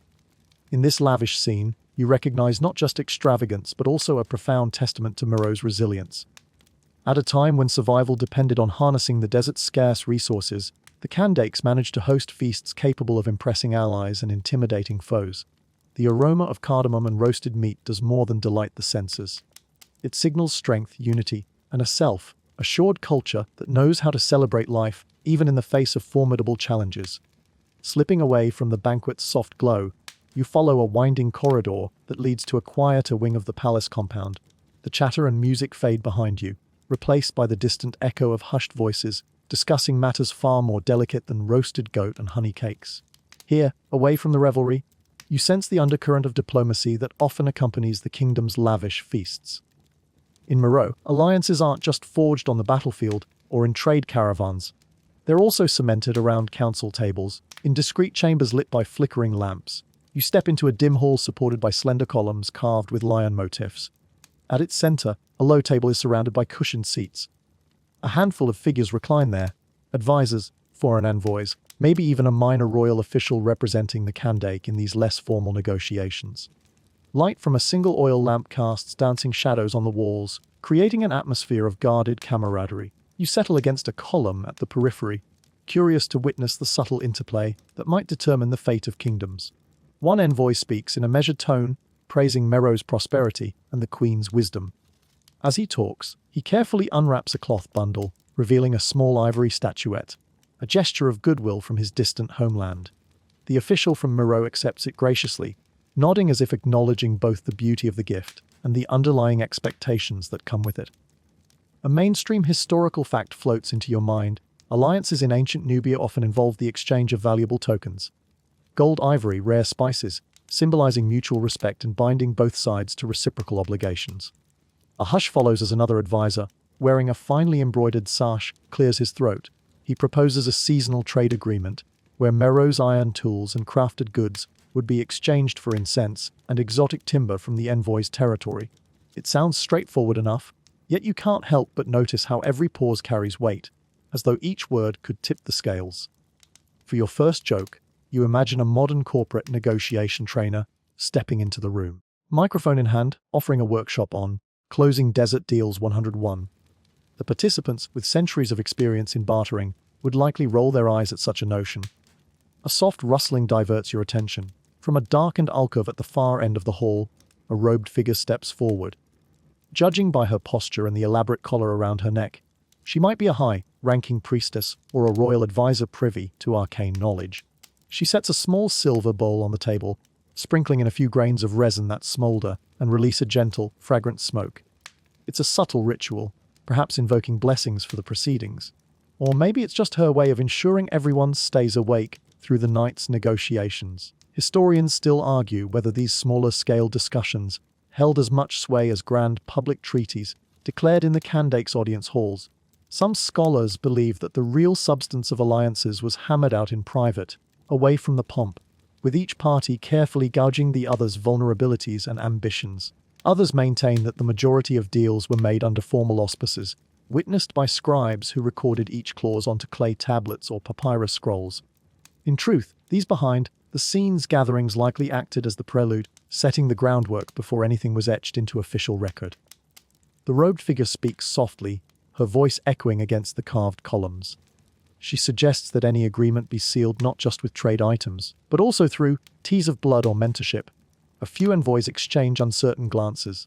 The notion of forging family bonds, through arranged marriages or the fostering of children in each other's courts, was common in many ancient realms, ensuring that diplomatic pacts went beyond a mere handshake. A quirky or fringe tidbit, you recall some clans believed that sharing a wet nurse for royal infants sealed alliances more tightly than any contract, binding children's destinies from their earliest days.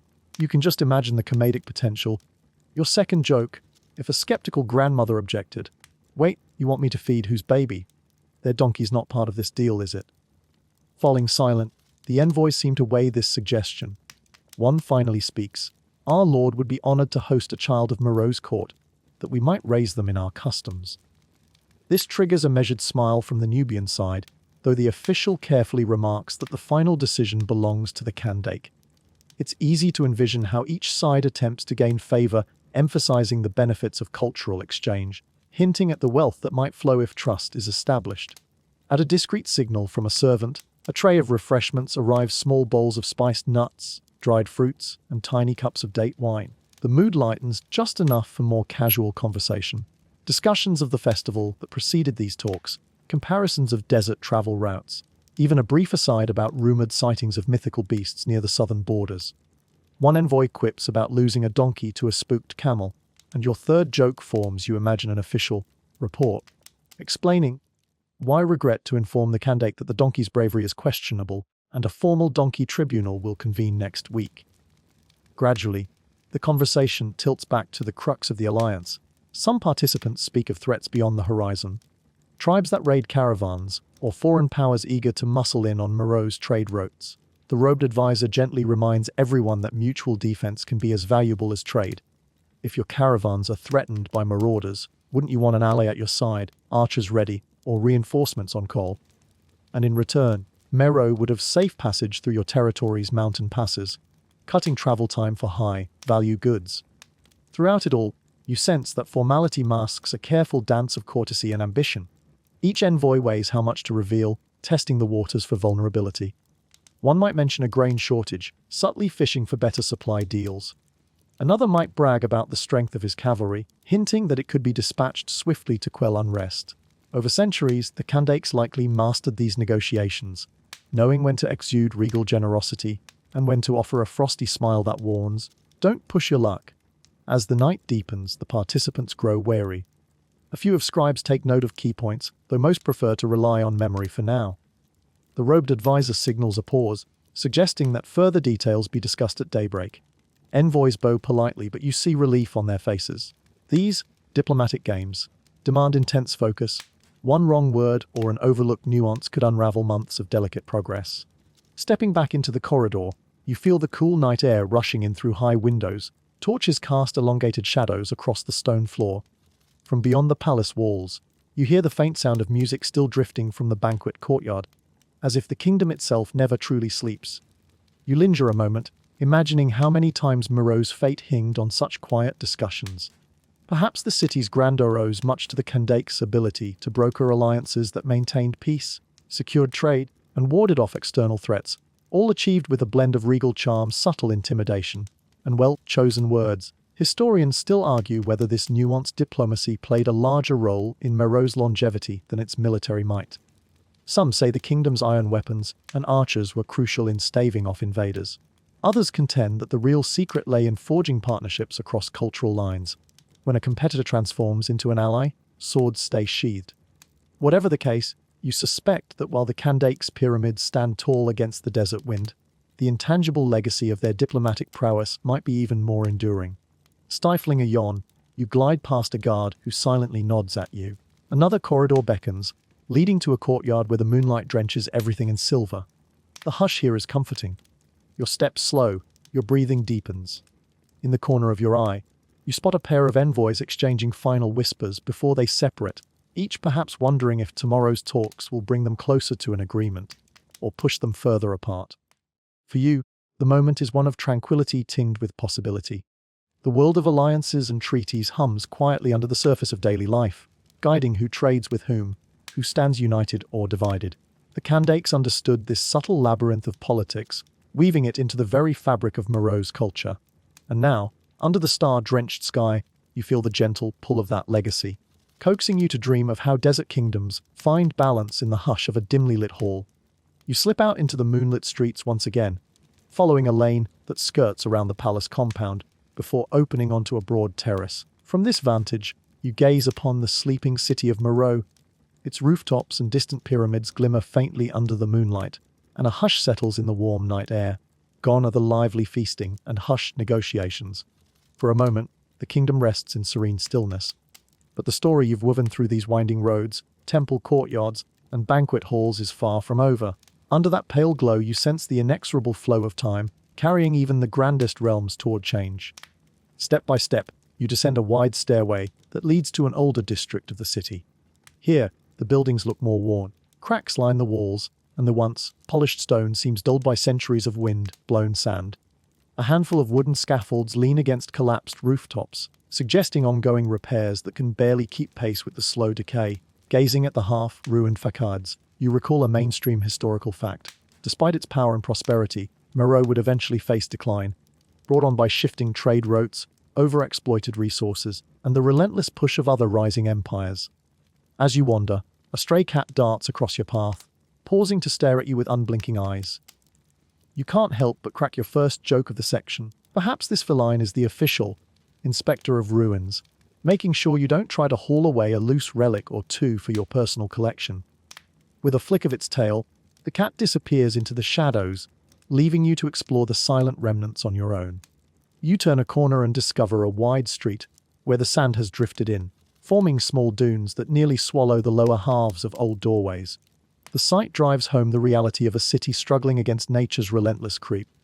Although Moreau's people still find ways to adapt, clearing certain streets, reinforcing walls, or relocating entire neighborhoods, this slow battle shows that not even a kingdom of ironworkers and warrior queens can fully resist the desert's timeless march. Historians still argue whether overforestation for charcoal used in iron smelting pushed Moreau into an ecological crisis.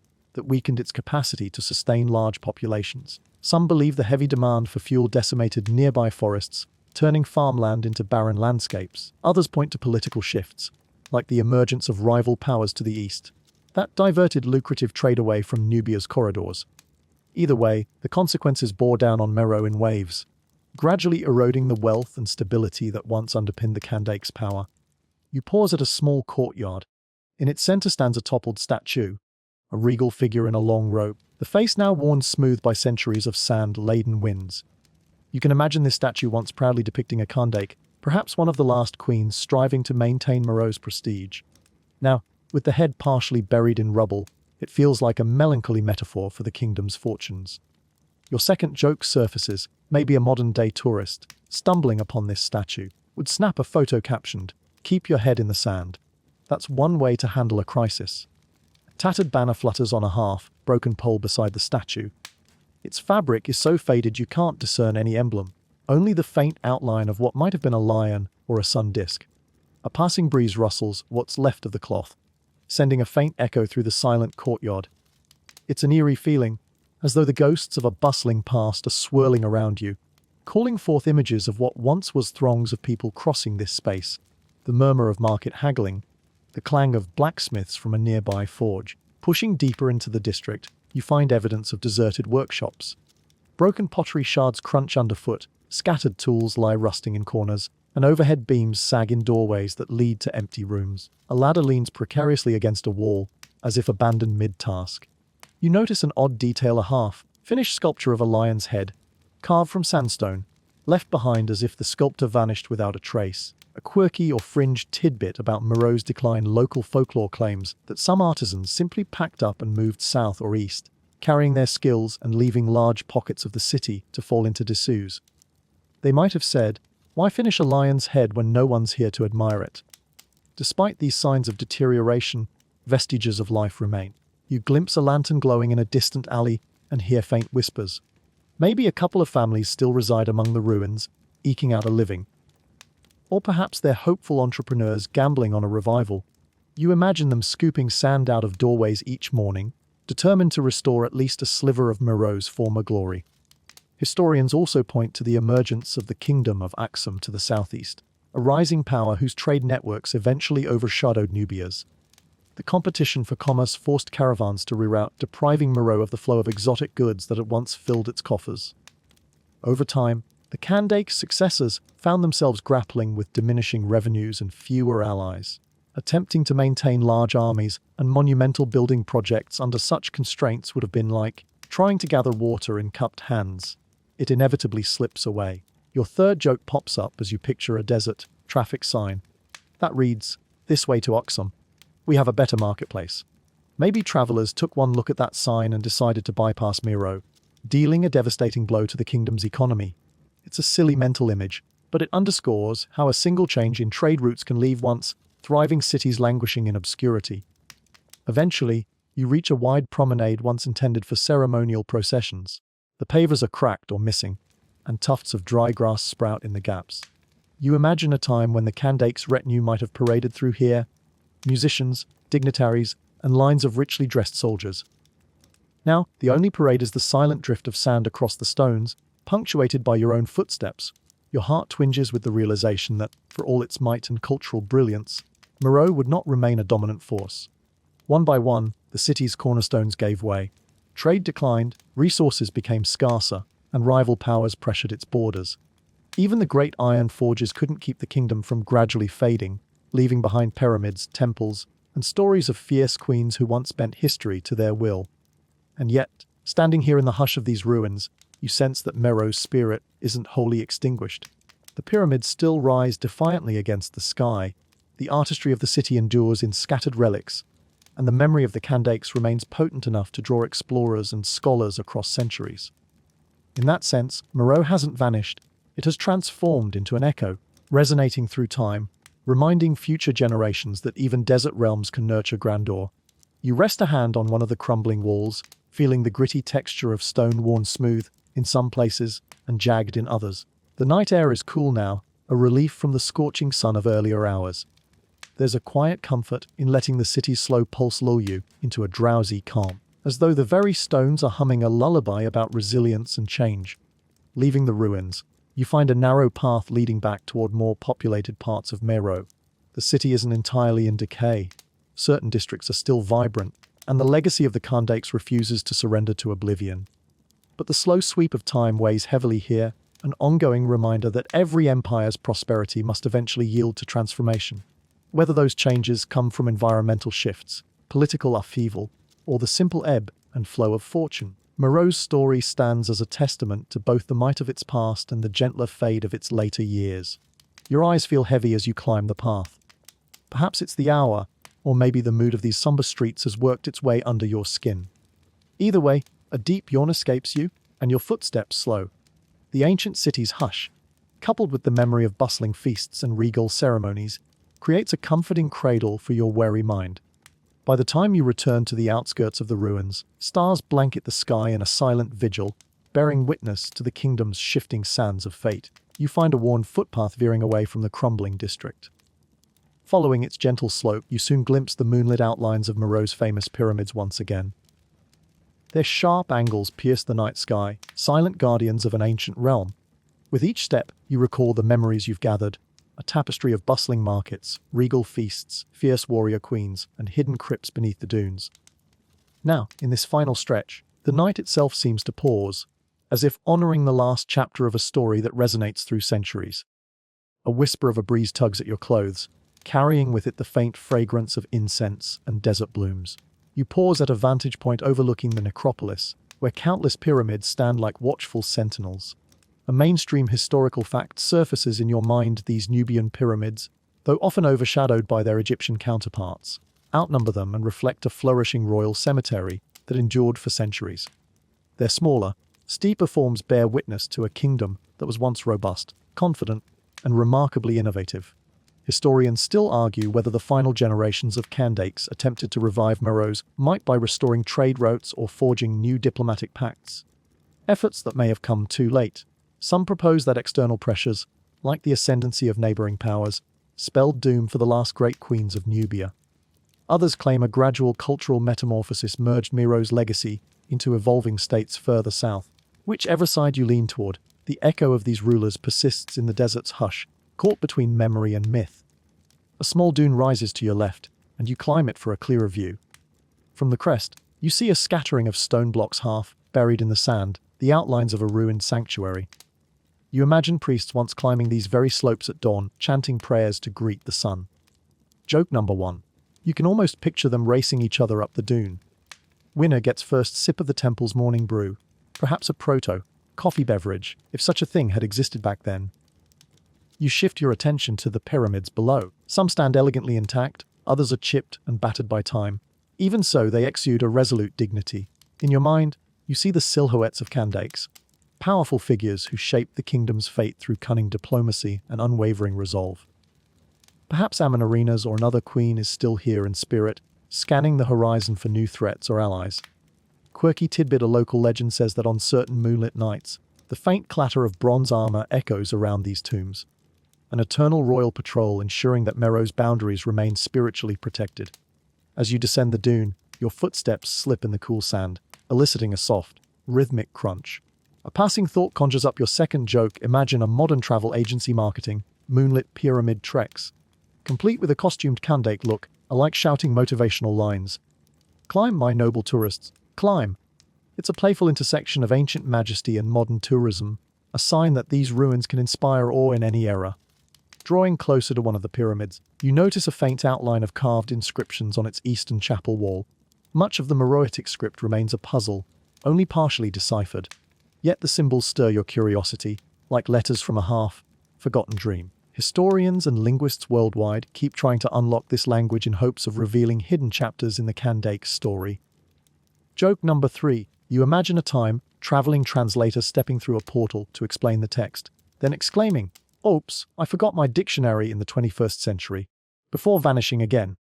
In the quiet reflection of starlight, the city's fall no longer feels tragic, it feels transformative. Just as the desert has a way of cradling relics, Meroe's essence has melded into every grain of sand. Centuries may have eroded walls and scribes' records, but the intangible spirit of these queens endures. The rhythms of the music, the swirl of incense, and the forging of alliances all live on in the stories that modern Nubian descendants tell, in the prayers they whisper, and in the pride they hold for a heritage that refused to be merely an afterthought in global history. Taking a final look at the pyramids, you feel a gentle contentment. Yes, the kingdom's iron forges have cooled, and the once thriving trade caravans have dwindled. But these tapered tombs still spear the sky, unwavering beacons of a legacy that shaped deserts, defied empires, and bridged cultures. The Kandakes, with their commanding presence and intricate diplomacy, remain eternal guardians of Meroe, quietly guiding travelers, like you, through the desert hush. Letting out a slow breath, you turn away. The horizon calls you onward. Tomorrow may bring new discoveries or new roads to follow. But tonight, the ancient queens of Nubia stand watch, ensuring that your dreams drift through the centuries with the same grace and fortitude they once embodied. Now that our journey has wound through moonlit pyramids and hushed ruins, it's time to let the desert's calm lull you into rest. Let your eyelids grow heavy. Picture that serene vista of slender pyramids and warm sand, the hush of distant winds smoothing every jagged thought. Imagine the regal spirit of the Kandakes overseeing your slumber, a comforting presence that whispers of resilience and quiet strength. Inhale softly, sensing the lingering traces of incense in the air, those ghostly curls of fragrant smoke that once wreathed altars and sanctuaries. Allow your muscles to melt into whatever surface supports you, your breathing slowing with each exhalation. It's as if the stars above Meroe now twinkle just for you, their silent gleams offering a gentle lullaby after a day's worth of wonders. Feel the air grow cooler against your skin, each breath a step further from the noise of daily life. Breathe in and recall the vast desert expanse that cradles these ancient tombs. Breathe out and sense the subtle peace that seeps from each sandy grain. In this delicate pause between night's hush and dream's embrace, your thoughts float lighter and lighter, drifting beyond the horizon. Soon, all that remains is a faint echo of drumbeats and a glimmer of moonlight on carved stones. Let it all fade, replaced by the comforting darkness that gently welcomes you to sleep. These ancient queens have guided us through battles and banquets, forging alliances and raising monuments to grace the ages. Now, as you settle deeper into your bed, they watch over you still, guardians not just of Meroe, but of the night itself, warding off restless thoughts so you can drift into slumber with a tranquil mind. Sweet dreams.